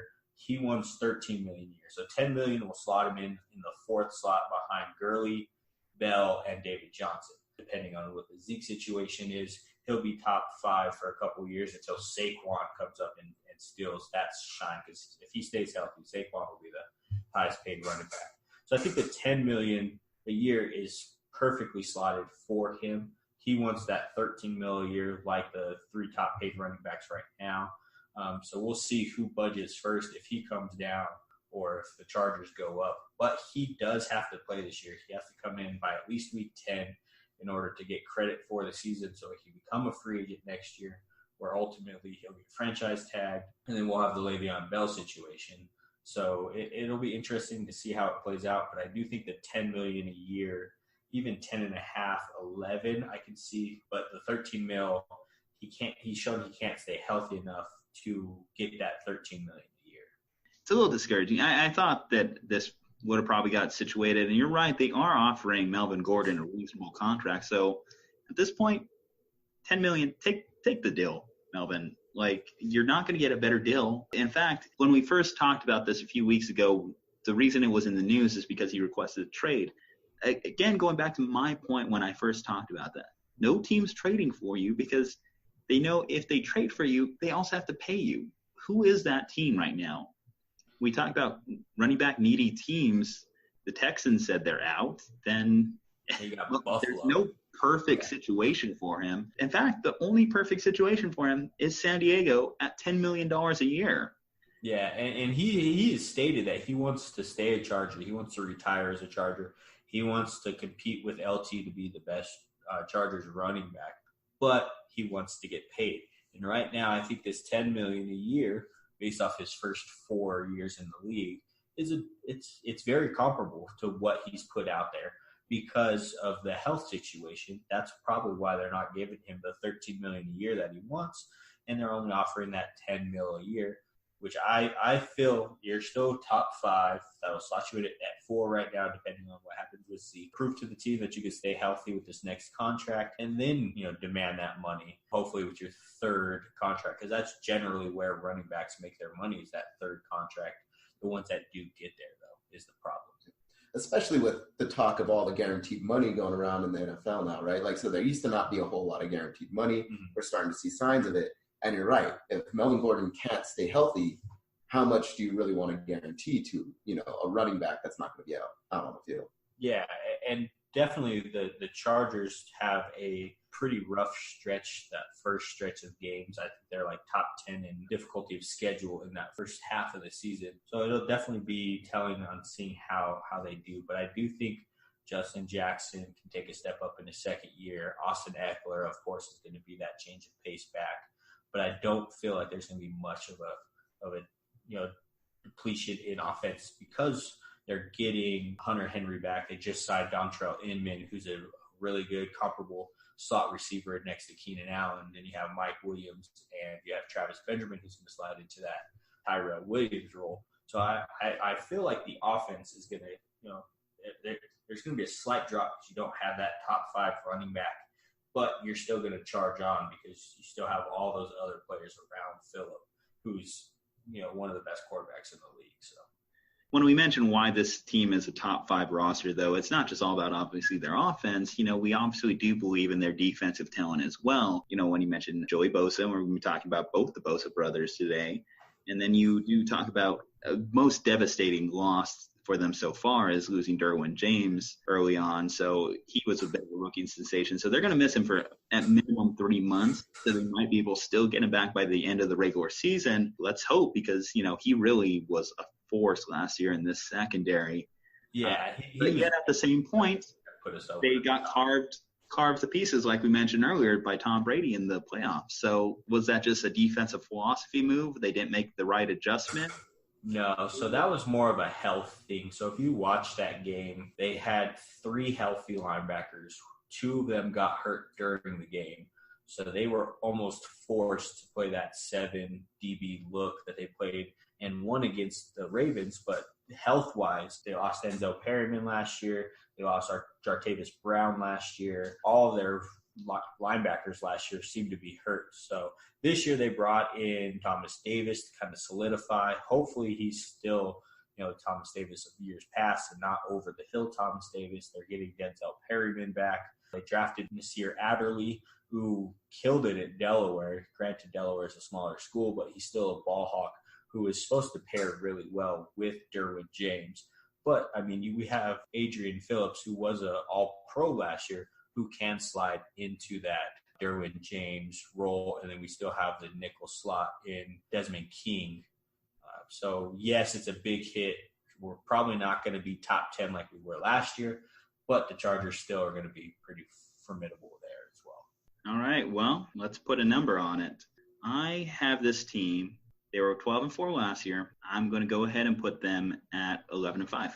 So with Melvin Gordon, I have them at 12-4 again, itching out a tiebreaker against the Chiefs. But without Melvin Gordon, I have them at 11-5 in second place. Granted, all of these were done before the news that we were going to lose Derwin James. So I do have them slotted at 11-5 now for both with Melvin and without Melvin. Yeah, I think losing Derwin James is going to be big for them. I do like the fact that they got Hunter Henry back, but Melvin Gordon, we just don't know how long his holdout's going to be. Week 10. If he wants to get paid, be a free agent, it'll be at least till week 10, whereas Zeke can hold out the whole year. Mm-hmm. Chargers will at least get Melvin back week 10. Yeah. So with all that being said, I have them slipping back a little bit more. I have them going 10-6. I still think they'll at least make the wild card, though. They'll make the playoffs. Then they'll lose to the Patriots. Then they'll lose to the Patriots, of course. Well, one of the chief concerns for Andy Reid. I see what you did. To get back to the Super Bowl. So 2004 with the Eagles is a distant memory right now. And when you talk about Andy Reid, you definitely do talk about coming up short in the playoffs himself. Now, he does have the most exciting offense in the NFL behind him. Sure, they lost players like Kareem Hunt, but they still have the main guy. Patrick Mahomes. Patty Cakes Mahomes threw for 5,097 yards, 50 touchdowns, league MVP. How does that guy get any better than that? He doesn't is the answer. He is going to take a step back. There's only been one player to throw for 5,000 yards in consecutive years. That was Drew Brees. There's never been a consecutive 50 touchdown in the league. The 50 touchdown has only happened 3 times, Peyton and Tom Brady. So he is going to take a step back. Not much, because even if he throws 12 less touchdowns, 38, that's still a hell of a year for a quarterback. But 5,000 yards and 50 touchdowns, I don't see happening again. So there is going to be that regression. Whatever you say, Chief, but I think that the Patty Mahomes bandwagon is going to keep rolling on because I think he's going to actually top last year's numbers in yardage. I'm going to predict him down for 5,500 yards this year, and I'm going to say he doubles that 50 touchdowns in his league MVP. Bold prediction. You have him throwing 100 touchdowns. Well, for his career, obviously. Listen, you have pieces like Tyreek Hill, who is probably one of the most explosive wide receivers in the league. Then Sammy Watkins, I know he struggled to stay healthy his entire career, and we've been waiting for a Sammy Watkins breakout. But I think, call it dumb aspirations. I believe that maybe he can possibly do it this year. He could be a 1,000-yard receiver. Travis Kelce had the single-season tight end record for a minute before George Kittle broke it a couple hours later. And then, hey, they lost Kareem Hunt, but I think they can replicate that production between Damian Williams and Carlos Hyde this year. So this team isn't going to be hurting, and I think that, hey, if Patrick Mahomes could continue to throw with a blindfold around his eyes, what's going to stop this guy realistically? The Favre aspiration of Patty Mahomes. Favre was exactly what Patrick Mahomes is. He's that gunslinger. Oh, I can make any throw in the league. I can make that throw. The guy, I'm running towards my sideline. The guy's running towards the opposite sideline. He's 50 yards down the field. I can make that throw. I think that will catch up with him at some point. However, the running back situation, I think you're spot on. Andy Reid has always had really good running backs with him. The only problem I see is the Tyreek Hill issue. There have been rumors that they're going to let him go. They even drafted Markel Hardman, who is Tyreek Hill. He was a speedster in college. He's that slot guy. So I guess we're just on both sides of the fence. I still think they're going to be top in the league. I just don't see Mahomes going 5,000 again, 50 touchdowns again. Yeah, I mean, I think the other thing too, right, is there was no film on Mahomes last year, right? So nobody really had any idea of what he was capable of last season. But now that you have film everywhere, right, that's why you tend to see, a sophomore slump. Now, statistically, not every quarterback goes through it. So I know that he can still continue these numbers. It's technically possible. I just don't think he will. With so many, defensive coordinators now knowing, hey, the Chiefs are a problem, right? We know what Mahomes is capable of. Now we have to come up with better defensive schemes to stop him. And so I do see him taking that regression. Well, part of the reason I think Patty Mahomes could sustain this production is his ability to improvise is top in the league, but I also believe that he's not done developing. He still can work on some things and get only better from this point moving forward. And having a mastermind like Andy Reid in his corner is only going to help that. Like, he's far and away the best quarterback talent that Andy Reid has ever had the luxury of being able to coach. And Andy Reid has gotten to work with Michael Vick, Nick Foles, who went on to win a Super Bowl MVP himself. He's got to work. He even made Donovan McNabb think he's a Hall of Famer, as was mentioned in that Quarterback Tears article. So, I think that when you combine those two pieces together, it really adds up to something special. Now, before, I gloss over it, we should also talk about it. You brought up his name. Tyreek Hill has had to deal with the legal issues. It's going to be interesting to see what his mindset is working past this. Obviously, the NFL thought it wasn't necessarily to pursue suspending him because, ultimately the courts let him go because they figured there was nothing really there. So what do you make of it? Do you think it's been a bit of a trap? When I think of these situations, it's always interesting and tough for the player because Reuben Foster, like one of the big people we probably going to mention when we talk about the Niners, his situation was interesting because he kept going back to someone that he could have just cut all ties with. But when we talk about Tyreek Hill's relationship with this woman, it is the mother of his child. Yeah, so this is one of those things that the NFL has gotten wrong in the past with the Ray Rice situation. They tried to correct with the Zeke situation, giving him I think it was 8 games before ultimately settling on 6 games. This is just one of those situations that I hate these situations. They're hard to talk about because, one, you don't know all of the details. You only know what's been reported.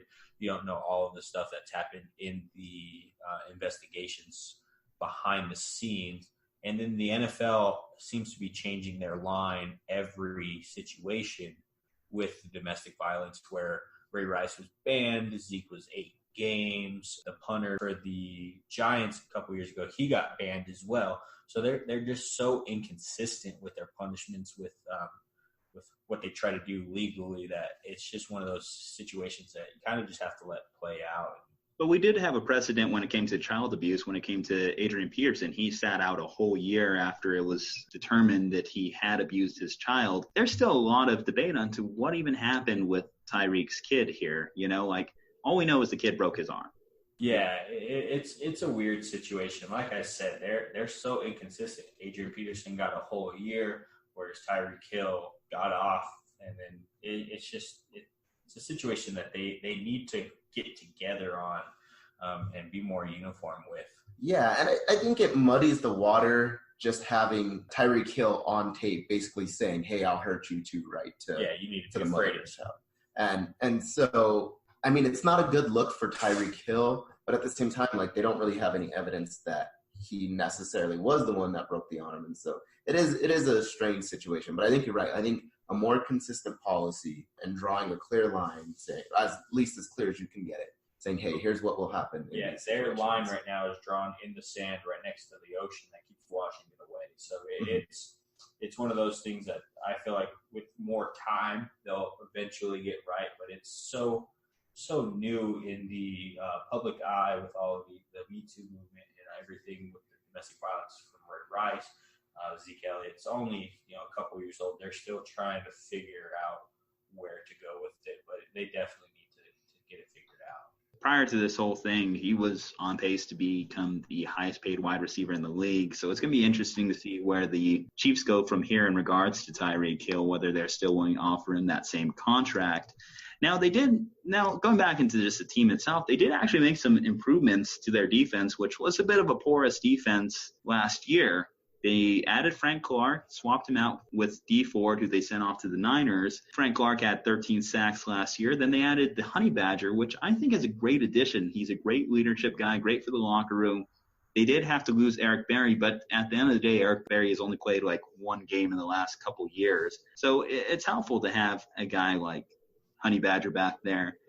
And, then they did move off of Justin Houston, which is a bit of an interesting one. He's one of their, I want to say he's a top 5 all-time sack guy for the Chiefs. So we talked about it last week when we talked about the NFC South, the Bucs decision to let go of Gerald McCoy. It's always interesting when you move off with a bit of a franchise cornerstone. But it was time. You could definitely tell Justin Houston has lost a step. So do you think this defense can compete? Do you think that they'll at least be decent, suitable to at least sustain this offense moving forward? Yeah, so pretty much what they did was trade out their older players for younger players. I still think, I'm a huge Honey Badger fan. I think their defense will be pretty much what it was last year, give it just a little bit more firepower with those 2 players. But yeah, I think it's going to be the same defense, slightly upgraded with the younger talent. What I think is interesting, so part of their reasoning for moving off of these guys is they're moving from a 3-4, right? So 3 linemen and your four linebackers, and moving to a 4-3 offense where you have your 4 linemen and then your 3 linebackers and the rest DBs. And so the reasoning was that some of these guys that, one, not only are they old, but they didn't quite fit the new system that they have in mind. And so they do have Steven Spagnuolo, I want to say, from the New York Giants, right? So hopefully their defense is improved. It can't get much worse than it was last year. I think they were like 31st in passing, 27th in rushing. So I am excited to see their new defensive scheme to see if it really does work, right? and taking such a big shift and moving out players and then bringing in new ones and changing from that 3-4 to the 4-3. They have pieces there. I mean, Chris Jones is a monster in the middle of their defense. He's only beginning to touch the surface of what his ability could be. Overall, this is going to be a tough division to win. Let's go ahead and put a cap on the AFC West here. So you mentioned my Patrick Mahomes repeating his MVP was a bit of a bold prediction. Well, I'm going to do you one better. I'm going to have this team finishing 14-2, which is by far and away the best I have for the NFL. I have them at 12-4. I have them winning the division if the Chargers don't have Melvin Gordon. I have the Chargers winning it if they have Melvin Gordon with a tiebreaker. Like they won this year, the Chiefs won this year on a tiebreaker, both finishing 12-4. But I think 14-2 is just that's a bit much. Yeah, you're crazy, Juju. So I see them actually moving back a game, right? So they're 12-4 last season. I think losing Kareem Hunt's going to be big. Like I said, teams now have tape on Pat Mahomes, right? So you know what you're expecting. I am going back to 11-5. Still win the division. I think even if San Diego goes 11-5, I think they'll win on the tiebreaker. But that's where I have them sitting. Okay, well, we're going to revisit this like in a few months, and mark my words, 14. So he better have 17 touchdowns in week 2 in order for him to have 100 touchdowns next year. We'll have him in week 1. In fact, Mr. Fantasy Guy, that should be your number 1 overall pick right there. No, we all know you wait on quarterback. Okay, is the rule. Never go number 1 quarterback overall. never do it. Going away from the AFC, let's move on to the NFC picture. Starting from the bottom, so we know things are very hot in the desert, but in the preseason, the Cardinals' offense has been pretty ice cold. There's been a lot of buzz for this team. You have Kyler Murray there, who has been referred to as a generational talent by his GM, but so far we haven't seen it. In his first 5 NFL preseason drives, we've seen 4 punts, 1 safety, and 3 of those drives have went for negative yards. What do you think? Do you think Kyler Murray has what it takes to be able to compete in the NFL? Okay, so we can't go preseason jump the gun here. Daniel Jones is the league MVP. Kyler Murray is a bust because it is preseason. Cliff Kingsbury has also said they're running a vanilla offense. They're not going to be running this offense in the regular season. So we can't really judge right now because they're not running that offense that they're going to be running in the regular season. 4 punts, a safety, and negative yards. That's just not going to happen in the regular season. Yeah, I guess my concern with that, though, is you generally want the preseason. Obviously, you don't have all your stars in, but you generally want to use the same offense, right? Like you at least want to get a good look at what you're actually going to be doing. Can so-and-so, remember the plays? Can they execute them correctly? And the fact that they're like, oh, we just got a different playbook. To me, that I question their coaching now, which I already had my questions before seeing this, just giving Kingsbury's record, right, at Texas Tech. But to me, that's actually more worrisome in my opinion. So I think he's doing it to not get tape out on his team. Nobody's ever seen his scheme in the NFL. Nobody has seen Kyler Murray in the NFL. He doesn't want there to be tape like what happened with Lamar Jackson last year when the Chargers faced him the second time. They had the tape. They were able to adjust their scheme and stop him.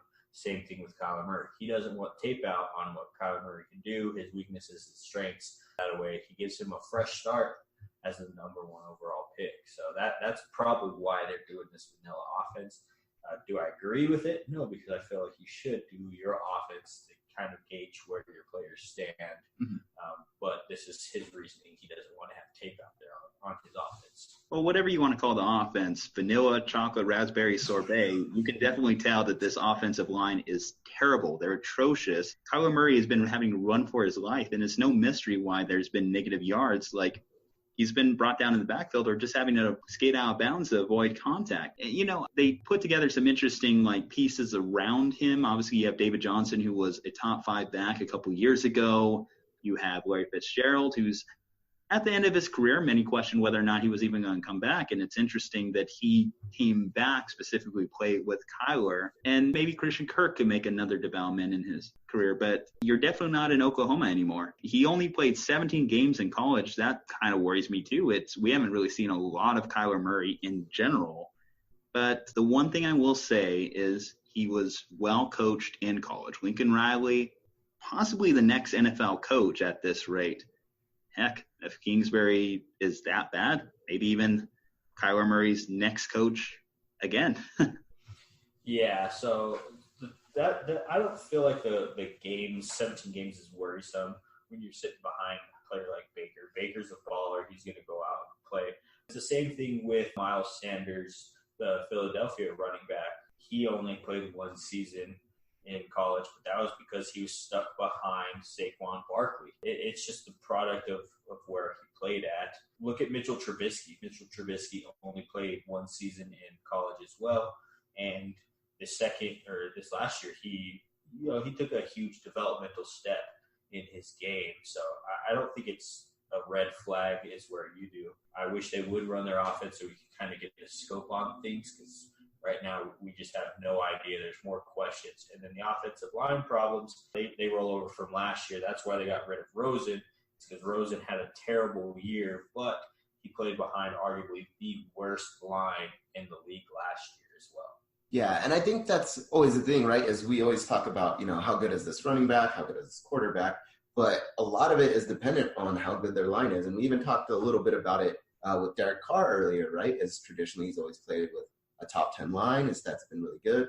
Last season, his line was ranked like 25th, didn't do as well. I think it's going to be the same rude awakening for Kyler is, hey, I don't have that great of a line protecting me. Now that the pace of the NFL moves so quick, right? My stats are not going to be what it is in college. And I think the front office is hopefully going to recognize that, hey, maybe it's not a quarterback issue. Maybe it's the pieces around the quarterback, specifically the O-line. They didn't recognize that last year. They fired their coach after 1 year. They got rid of their rookie quarterback that they wasted a top 10 pick on. But, yeah, the offensive line plays a huge part. I mean, look at Dallas's offensive line in their heyday. They made Darren McFadden a 1,000-yard rusher, whereas Darren McFadden was considered a bust up until that point. So, yeah, the offensive line is going to be a huge problem. Their front office is a very unique front office with all of the problems that they have in the offseason. Yeah. Let's talk about that front office, though. Like, this management team, they struggle to beat a breathalyzer. How are they going to beat the Rams on Sundays? So they definitely lead the league in executives charged with DUIs. That is 2 now. Steve Wilkes had 1, and then I don't know the name of the second executive that had it this offseason. So they have a lot of problems there in Arizona. As Aundre pointed out earlier, it's not just the football team in Arizona that has a problem. The NBA Phoenix team also has problems being well ran. So I think the Heat might be getting to all these executives out there in the frying their brains. Okay.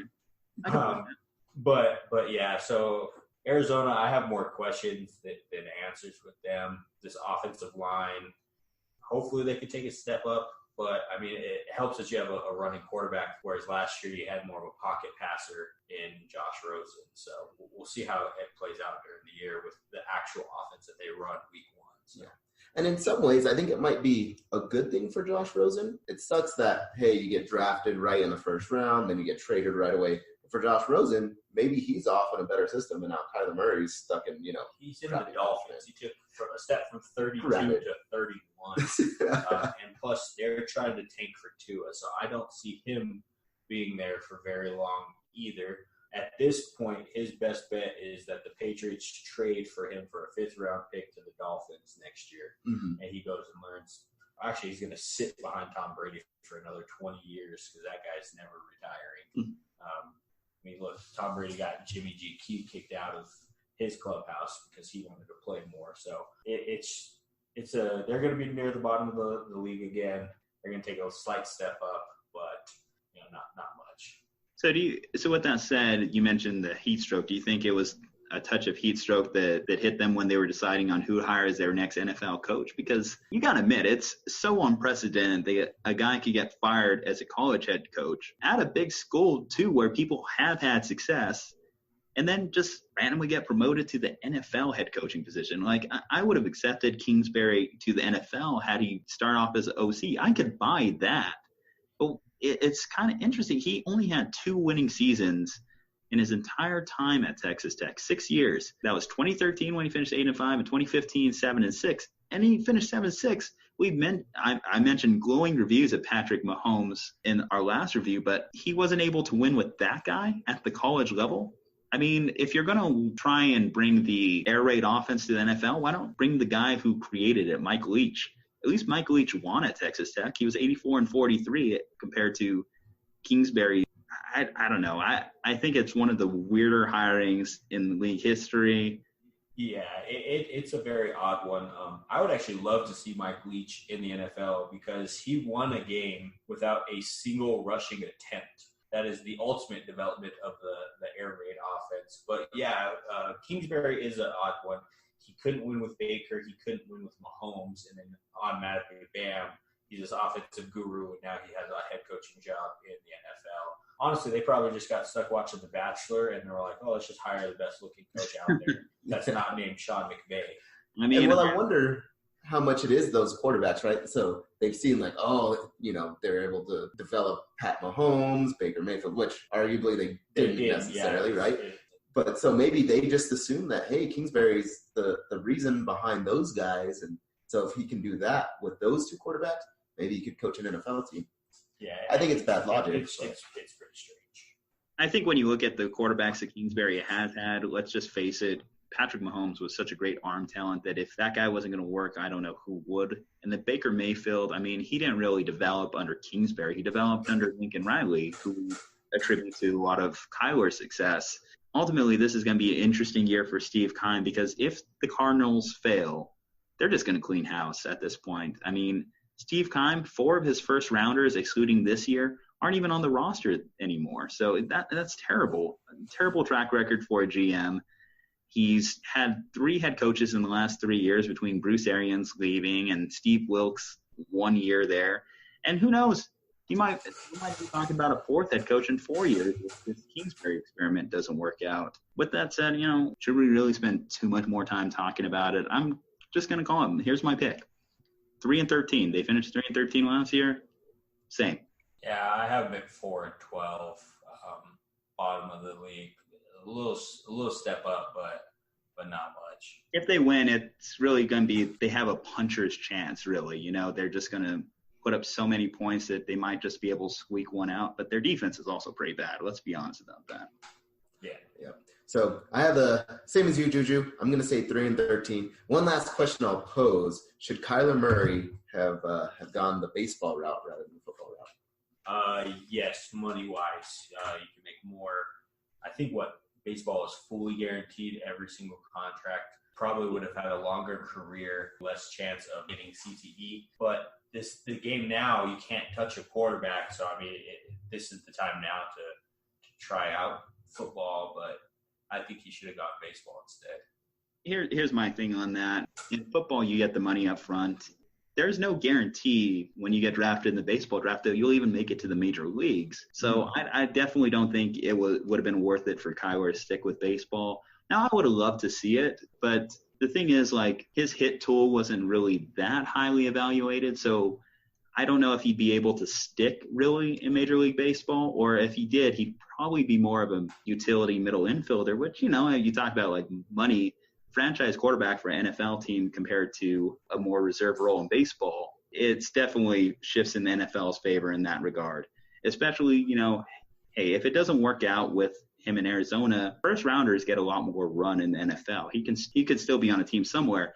And at the end of the day, baseball's always going to be there. If he could be like Tim Tebow in a few years, realistically, if this doesn't work out for him. Hopefully better than Tim Tebow, because Tim Tebow cannot hit a pitch to save his life. All right, guys, holding back. We're going to be talking about the 5-time Super Bowl champions, soon to be 6-time San Francisco 49ers. Now, we're going to be talking about my boy, Jimmy G. Jimmy G came here to do 2 things: bang porn stars and throw interceptions. And guess what? He's all out busty Latina MILFs. So here we come. Quick question. When was the last time you guys won a Super Bowl?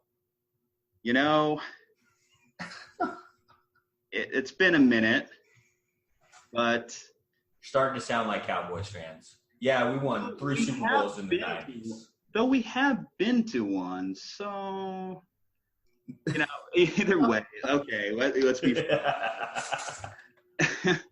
all right. Now, obviously, a lot is being made of Jimmy G's kind of lackluster success here in the recent weeks. The big headlines: 5 consecutive interceptions in practice, a 0.0 passer rating versus Denver on Monday night. But, guys, at the end of the day, the way I'm looking at it, and this makes sense too because they both came from the same high school, Jimmy G reminds me a lot of like Tony Romo. So he's going to throw picks. It's just going to happen. But I believe he's going to hit more than he misses. And that's really what you want from your franchise quarterback. I look at like Aaron Rodgers. Aaron Rodgers didn't throw a pick for several hundred snaps, but that felt like a very empty statistic. I at least like a quarterback who's out there taking chances, putting pressure on the defense. Yeah, if he throws a pick every now and then, it's not going to be the end of the world. You don't want them doing it, obviously, in clutch spots. But, if he's averaging 3 touchdowns to 1 pick, I can live with it. He's definitely under more scrutiny because of that contract he got a couple of years ago. It wasn't really a matter of the sample size that the Niners saw. They believe in his ability, and the arm talent definitely is there. I believe in Jimmy. I think people have been a little bit too harsh. You got to remember, he's coming off an ACL, guys. Deshaun Watson started slow. Wentz started slow. Brady in 2008 started slow. We talked about it last week when we were talking about Boogie Cousins. ACL has been devalued over the years because of guys like Adrian Peterson, but it still is a major injury that's not easy to come back from. And he hasn't seen a live defense in over a year. And even last year, he only played 3 games. So, of course it was not going to look pretty Monday night against Broncos, especially when you have Bradley Chubb and Von Miller coming out at you full speed.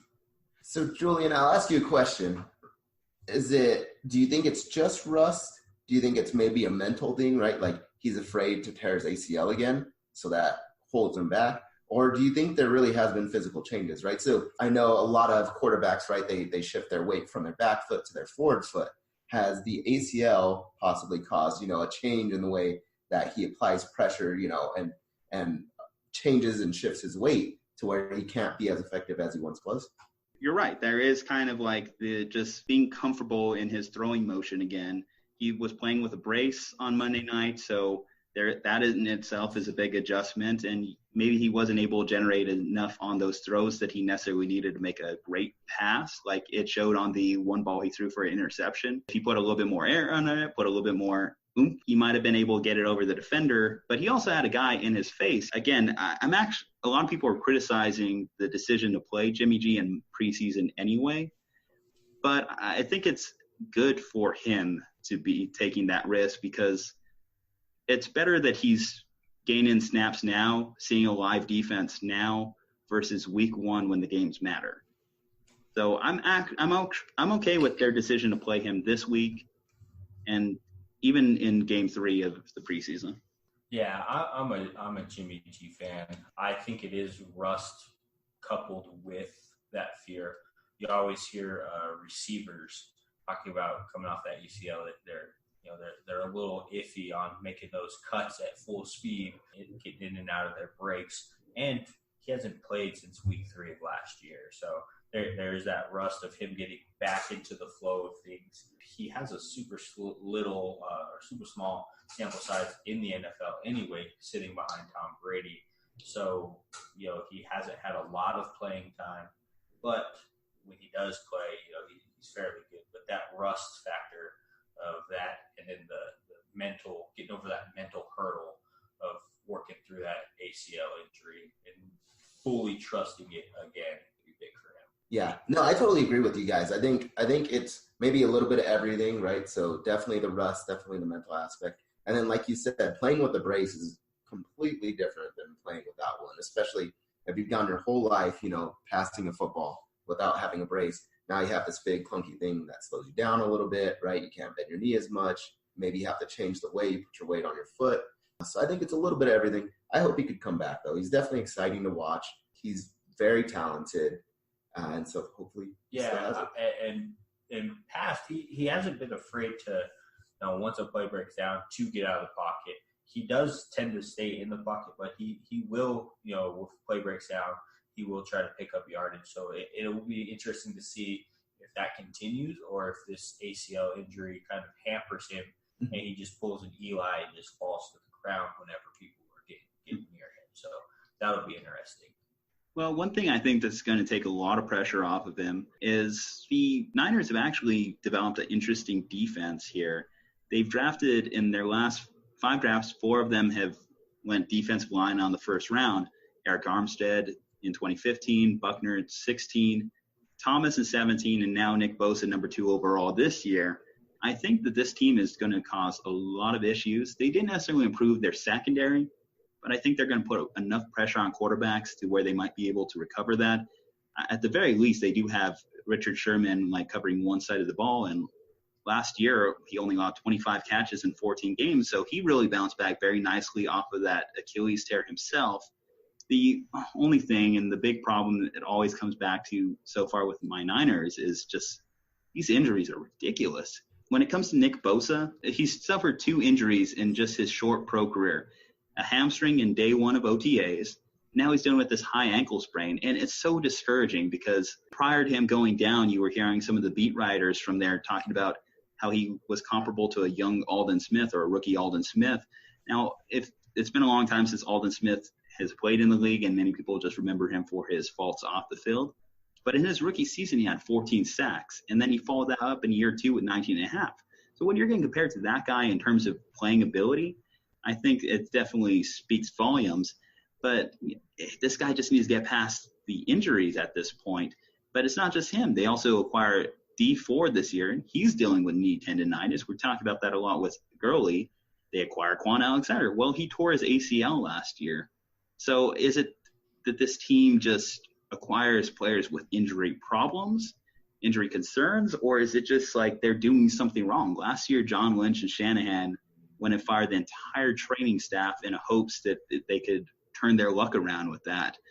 Head trainer Jeff Ferguson, strength and conditioning coach Ray Wright, they're gone. There's no more blaming them. So what is it that this team is doing? Why are they so hurt consistently? And if they're not, I believe this truly can be a top 5 defense in the league. Yeah, so I will run over there and give you a hug real quick to kind of calm you down. So we ran through the same problems with Bosa's older brother, Joey Bosa. He held out the first 4 games. When he came back, he was hampered by a hamstring problem. He came back and he killed it. Then training camp happened again. Oh, he's hurt. He's banged up. This last year, he missed 6 games, came back and tore it up. And I could feel you on the injury standpoint because the Chargers have been rattled with injuries.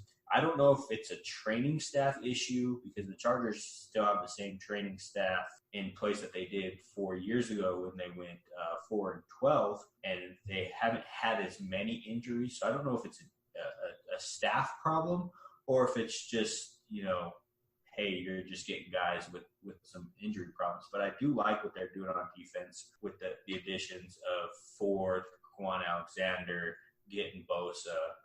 It's going to be a pretty good defense, minus the secondary where you guys could definitely get an upgrade, either trading for somebody or having somebody develop alongside Richard Sherman. Yeah, I think injuries are always an interesting thing. So like you said, you guys traded out the whole, training staff and brought in a completely new staff, and yet there's still injuries going on. And so one, I think injuries, especially in football, are just hard to predict. Like sometimes there's just those freak injuries, right? Like a broken leg, nobody can predict that. Cristian's falling and rupturing his spleen. Exactly. Yeah. So it's just going to happen. Yeah. And so in football, right, like it just is the way that it is. And it's a contact sport. I think there's going to be some injuries. Though I do think it would be interesting, and I'm sure the Niners have already done this, but to take a look at sort of all the things, right? So what is everybody's nutrition regimen like? So I know that players they're obviously allowed to eat whatever the heck they want, right? Hopefully they have, some people on the coaching staff directing them. But it would be interesting to maybe bring in a nutritionist for the entire team as a part of the training staff.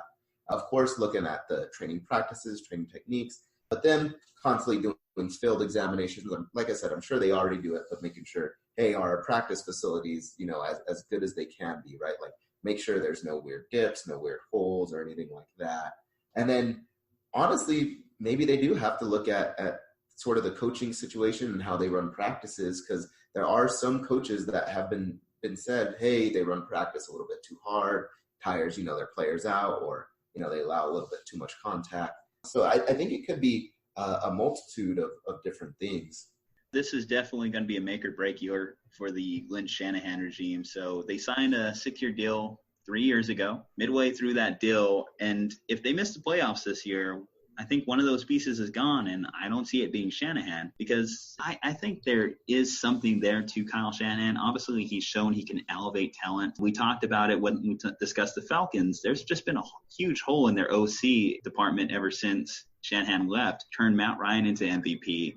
In these 2 years with San Francisco, he's managed to elevate talents like Brian Hoyer, Nick Mullen, C.J. Beathard. He's made them look viable. He took George Kittle, who was drafted in the 5th round, and made him the NFL record receiving tight end with 1,387 yards last year. And they're acquiring weapons to help Jimmy. They're putting Mike McGlinchey out there, drafted in the 1st round, already shown to be a young Joe Staley himself. They've drafted wide receiver the last 2 years in Dante Pettis and Deebo Samuel. And, he went out there, got Tevin Coleman. Tevin Coleman had a big year with Shanahan in 2016 with Atlanta. It's going to be interesting. This team has had to overcome a ton of bad luck over the years, and I just want to see some of these pieces be able to succeed. So I don't know. I'll let you guys lead the discussion from here. Yeah, you mentioned that backfield, getting Tevin Coleman. You guys also still have Matt Breida. But the big thing is you guys are getting Jerick McKinnon back as well after tearing that ACL. He is a phenomenal third down back, especially from a fantasy standpoint. When he was in Minnesota, he had very good standalone value as well. But that backfield's going to be, is definitely going to help out Jimmy G come back from that ACL. Hopefully that defense can kind of take pressure off of him as well. But really this team's going to center around Jimmy G and their success with them. But the Shanahan with Jimmy G, I would love to see a full year, see that come to fruition. All right, so to wrap everything up, where do you guys think this team will finish? Assuming this injury luck turns around, Jimmy G plays all 16 games, I am going to have the Niners finishing 9-7. Just outside of the playoffs, but at least shows modest improvement for them. Okay, so I have them a little bit higher. I have them at 10-6 with a 3-3 record in the division. The division with all the questions. I can't really be sure on how to schedule some of these games against the division foes, with Gurley being questionable, with Arizona, who knows what. But I have them at 10-6. Thanks, man. Wow. Okay, I'm gonna have to ruin your day, Julian. I have them at 6-10. So I think Garoppolo right now. I'm just not convinced that he's the Garoppolo that he was pre-injury. We're all on a different page. I think your team, for some reason, whatever it is, I know we talked about it, they just seem to get injured. They have improved defensively. They have some good offensive weapons. But again, I see Garoppolo just being the weak link, whatever it is, whether it's mental or physical. So I have them going 6-10. All right. Well, before I move on to this next team, I just got to get one thing off my chest. Russell Wilson, from deep down in my stomach, every inch of my soul, I pure, straight hate you. But God damn it, do I respect you. And do the Seahawks respect him too, because Russell Wilson got paid this offseason, $107 million guaranteed, a $65 million signing bonus, $65 million just to sign your name on the contract. And this contract will take him all the way up to 2023. So what do we think of the Seahawks? They were last year's number one rushing attack. They were a playoff team when many people didn't expect them to be.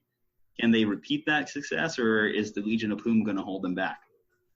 Yeah, no, I still have them being a phenomenal rushing team.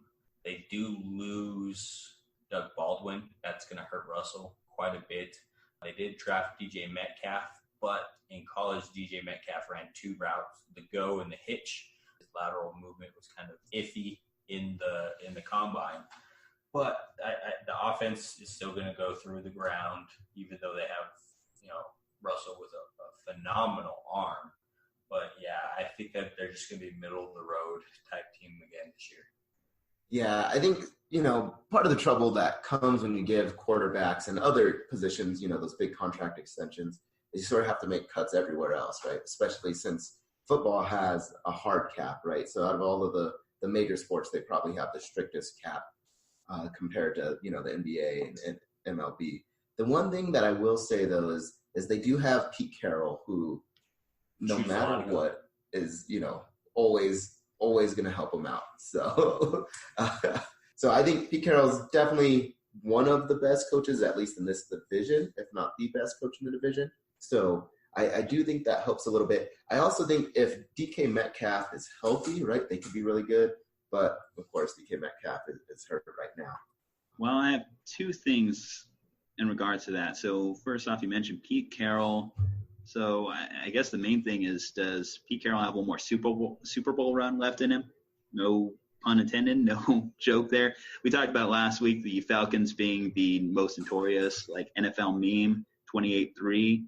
I don't know. Pete Carroll's decision not to run the ball in 2014 is up there with them. But you also did mention their decision on DK Metcalf, who's been a bit of an injury risk. So one of DK Metcalf's most notable things at the Combine was his 1.6% body fat percentage. But, I think one of the problems is maybe he's too good of an athlete. Maybe this has kind of left him open for more injuries in his career.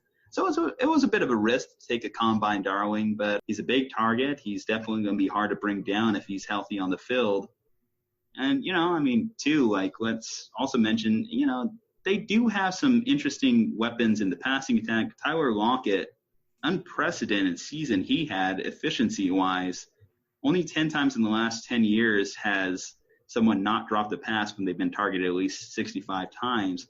But to add to that, Russell Wilson, when targeting Tyler Lockett, had a perfect passer rating. That's never happened. So, I don't know. Does this team necessarily have to be a run-first offense? Can they kind of change that philosophy a little bit? I think that stat is going to go down because teams were definitely spying on Doug Baldwin, who was the team's number one receiver. And that left Tyler Lockett to just run down the field, single high safety, drop it down in the bucket between corner and safety. Now Lockett is the number one receiver. They're going to be keying on him now. So I don't think they're going to have the success they had last year. He'll still have a good year, but it won't be efficiently as well as it was last year. But they're still going to be a run-first team. And Aundre's point about him being the best coach in the division, I think he forgot about Sean McVay. Sean McVay. I did say arguably. Anybody who walked past Sean McVay last year got a coaching job this year. If you just saw him from across the sideline or something like that. So I think there's something to the old guard though. Pete still has some tricks in his bag. Sean McVay, we saw last year going against a veteran head coach in Bill Belichick. He got stopped. He got figured out. So I also think right off these old coaches quite yet though. Mm-hmm. Yeah. They're still going to be a run-first team. I do think Pete Carroll is inching closer to that hot seat. Mm-hmm. They really haven't. They've gotten to the playoffs a couple times, but they haven't since that Super Bowl run. With Russell Wilson still on his rookie contract, they haven't done anything really since then. So how much more time can he really have? Just making the playoffs without going further than that. Well, you mentioned since Russell Wilson got off that rookie deal, they've had to completely change their identity as a team. So they went from that hard-hitting Legion of Boom to, as I mentioned, the aforementioned Legion of Whom. So they traded away Frank Clark this offseason. Cam Chancellor retired. Earl Thomas is now a Raven. Richard Sherman signed with the Niners last year, and then you have Michael Bennett, who's bounced around between the Eagles and Patriots the last couple of years. Only returning starter from that last Super Bowl run where they lost to the Patriots was Bobby Wagner. He signed an extension this year, and I definitely do think that if there's anyone that can anchor a defense, it's going to be Bobby Wagner. He's one of the most intellectual linebackers in the league. He's a great defensive talent and mind that I think can really elevate a lot of these younger guys. They kept KJ Wright around, which is also a big coup for this defense. And, Yeah, I think if they do double down on the run game, like you said, at the end of the day, it's going to keep this defense off the field. It may have cost them in that playoff game against Dallas. They maybe stuck too hard on trying to establish the run game rather than letting Russell Wilson air it out. Yeah, so not only did they lose all of those players, but they lost a lot of the coaching staff as well. Dan Quinn left to be the head coach at Atlanta, and then you lost Gus Bradley to Jacksonville, and then now he's with the Chargers. So not only did you lose all of those players, you also lost all the coaching staff, which if the coaching staff was still intact from that Super Bowl run, it could possibly help out with that loss of talent. Because I do think coaching does play a big part in the NFL, but they lost almost the whole defensive scheme from those runs. But yeah, going against Dallas and trying to establish the run, Dallas was a really good defense that second part of the season. They could have aired it out more and probably got a little bit better results out of it. What I will say is they did draft a few good defensive pieces. So they got LJ Collier at defensive end from TCU, Marquise Blair, safety from Utah. But again, like how much can you rely on rookies, right? So there are some rookies that do end up turning into your Pro Bowlers their first year, but it's very few and far between. Mm-hmm. All right. Where do we see this team finishing this year? I have them at 8-8, right down the middle. Man, okay. I guess we're all back on the same page. I have them going 8-8. Well, so, hey, honestly, though, we have had some diverse opinions when it comes to some of the other teams, but this is just one of those teams where, universally we just kind of all see them as an average finisher. They're going to be competitive. They're going to be one of those teams you don't want to see on your schedule, but I don't see them as a championship contender right now. Granted, I've watched Russell Wilson upset me so many times, live in my nightmares. When that guy's on the field, you always have a chance to win a game. All right, let's move back to that soulless town we call Los Angeles and talk about the Rams. They were the league runner-up last year, but will they suffer the infamous Super Bowl loss hangover this year? That's going to be what remains to be seen. Yes, so the big part of that is going to be the health of their all-star running back, Gurley. So Goff, he loved Gurley in the passing game. A lot of times you just dink and dunk down to him, and that would also open up the deep shots to Woods and Cooks. But they are getting Cooper Kupp back. That should help out with the less workload of Gurley. But, yeah, they're going to get that Super Bowl hangover, and they're not going to be as good. Yeah, I agree. So if you take a look at, some of the recent Super Bowl losers, right? So the Seahawks, their 2014 loss, they've gone 39-24, but have yet to make a conference final. The Panthers in 2015 have gone 24-24, so they're right at 500. And then the Falcons have gone 17-15. Now, granted, there's a lot of moving pieces, right? Defensive coordinators move, offensive coordinators move, head coaches change, and all that stuff. But I just see most of the time, right, if you lose in a Super Bowl, it is very hard mentally to come back. Not only that, but you have to be performing at an incredibly high level. And so some of the teams that they beat last year, I think it does get exhausting to try to keep up that pace, especially 2 years in a row. Yeah, a lot of times what happens after the Super Bowl as well is your players want to get paid. Yep. So they make it to Super Bowl. They feel like they should deserve a little bit more money. So most times they get signed elsewhere because of that money. Yeah. So you do usually end up losing talent. Mm-hmm. But, you do have the best player in the NFL still there. You do have a top player running back. You do have a top 10 quarterback in that scheme. Your receiving core is still pretty decent. So I do see them taking a step back, but not too far back. But it all depends on how Gurley does with his arthritis in his knee. They really got exposed in that Super Bowl. They were averaging 32.9 points in the 2018 season, and then they only managed 3 points in the Super Bowl. 3. Is it they were too predictable? One of the big things I hear is they run the same personnel set 90% of the time. So when you talk about a coach like Bill Belichick, of course he's going to catch on to that. If anything, it showed us what a huge coaching gap there is in the NFL right now. So if you consider Sean McVay in that top 5 head coaches and Bill Belichick's without a doubt number 1, that is frightening to see how badly Sean McVay got out-coached in that game. They even went into halftime, an extended halftime, and showed nothing to get out of that offensive slump they were in. So let's go back to the star of the team, Todd Gurley. If it wasn't for quarterbacks existing, Gurley probably was going to be the MVP, or at least on pace for it. But in his first 12 games, he averaged close to 20 carries a game. In the final 5, half that, legitimately half of that. And now you're depending on players like Malcolm Brown to step up, or Darrell Henderson. They got rid of C.J. Anderson this year. I don't know. It's going to be interesting to see whether they can fill that same role. If this team does continue, it's going to be off Jared Goff's development with Cooper Kupp coming back. That's going to be huge for this team. And if their defense could kind of come up to what it was or what it was expected to be.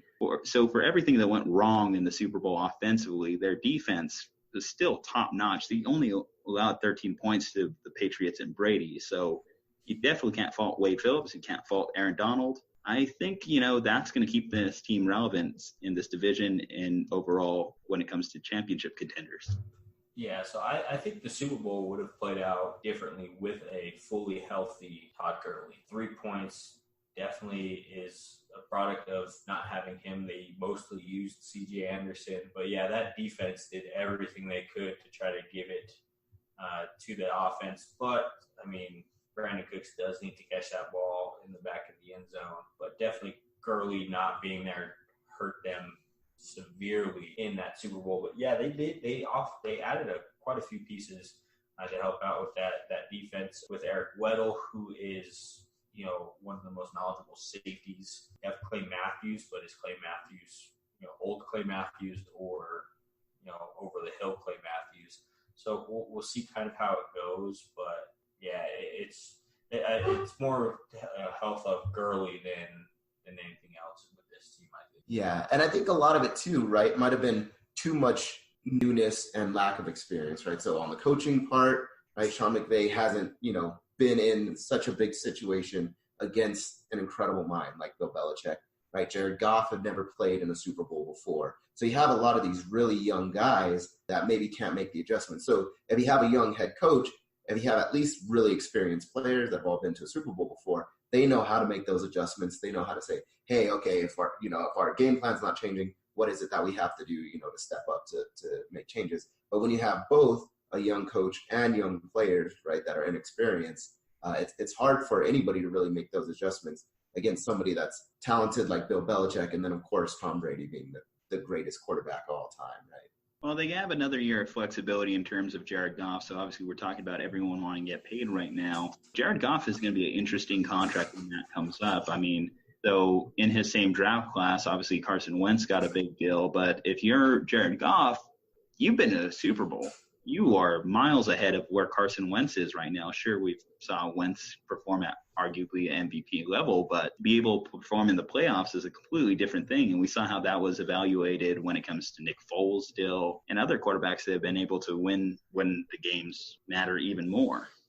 Yeah, so the Goff contract is going to be weird because the Eagles did the smart thing, and so did Wentz they extended him early, and Foles took a little bit better deal for the stability of being on a team because he does have injury concerns, whereas Goff doesn't have any injury concerns. So are they going to be able to keep all of the players around him once they sign Goff, or are they going to be like the Seahawks were after the Super Bowl run where they gave Wilson a monster extension and then had to lose a bunch of those defensive guys? So it'll be interesting to see how that plays out. But usually how it goes is next quarterback up gets the highest amount of money. So we'll see if he does try to go for that highest amount of money, or if he tries to go the Wentz Brady route where you get a little bit less money, but you get secured with talent around you going forward. Yeah, I think the other thing, right, is it'll depend how he does. So if they make it back to a Super Bowl this year, right, Goff can definitely say, like, hey, no, I got to get paid, right? And arguably his value will never be higher, especially going back-to-back Super Bowls, especially if he wins it, being a Super Bowl champion. So it's hard to pass on that kind of money.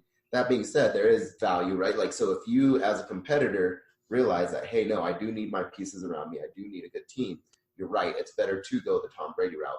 But it's a lot easier for Tom Brady when your wife is, Giselle, who's pulling in probably more money than you are, right? Before we put a close on not only this, but our NFL divisional rankings and predictions as well, I just want to throw out this one fun fact about Aaron Donald, who was voted number one player in NFL's top 100, voted on by the players.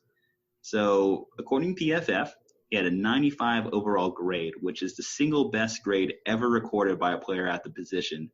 His 23% pass rush win rate and his 10.1 pass rush productivity both ranked first among interior linemen last year. So, I just want to give a shout out to Aaron Donald. He's an amazing player, and he fully deserves that 99 in Madden. My pick for the Los Angeles Rams is going to be 10-6, so that's still going to have them winning the division, come back down to earth a little bit from their 13-3 last year. Yeah, we need to not do podcasts together anymore because I have them at 10-6 as well. Okay, so to break this up a little bit, I'll have them going 12-4. I still think they're going to be really good. I think they're still going to be excellent. Something else tagging on to the Aaron Donald thing. I forgot who it was, but one of the sports commentators or analysts compared Aaron Donald to Michael Jordan and called Aaron Donald the Michael Jordan of football. Don't know if I agree with it, but definitely shout out to Aaron Donald.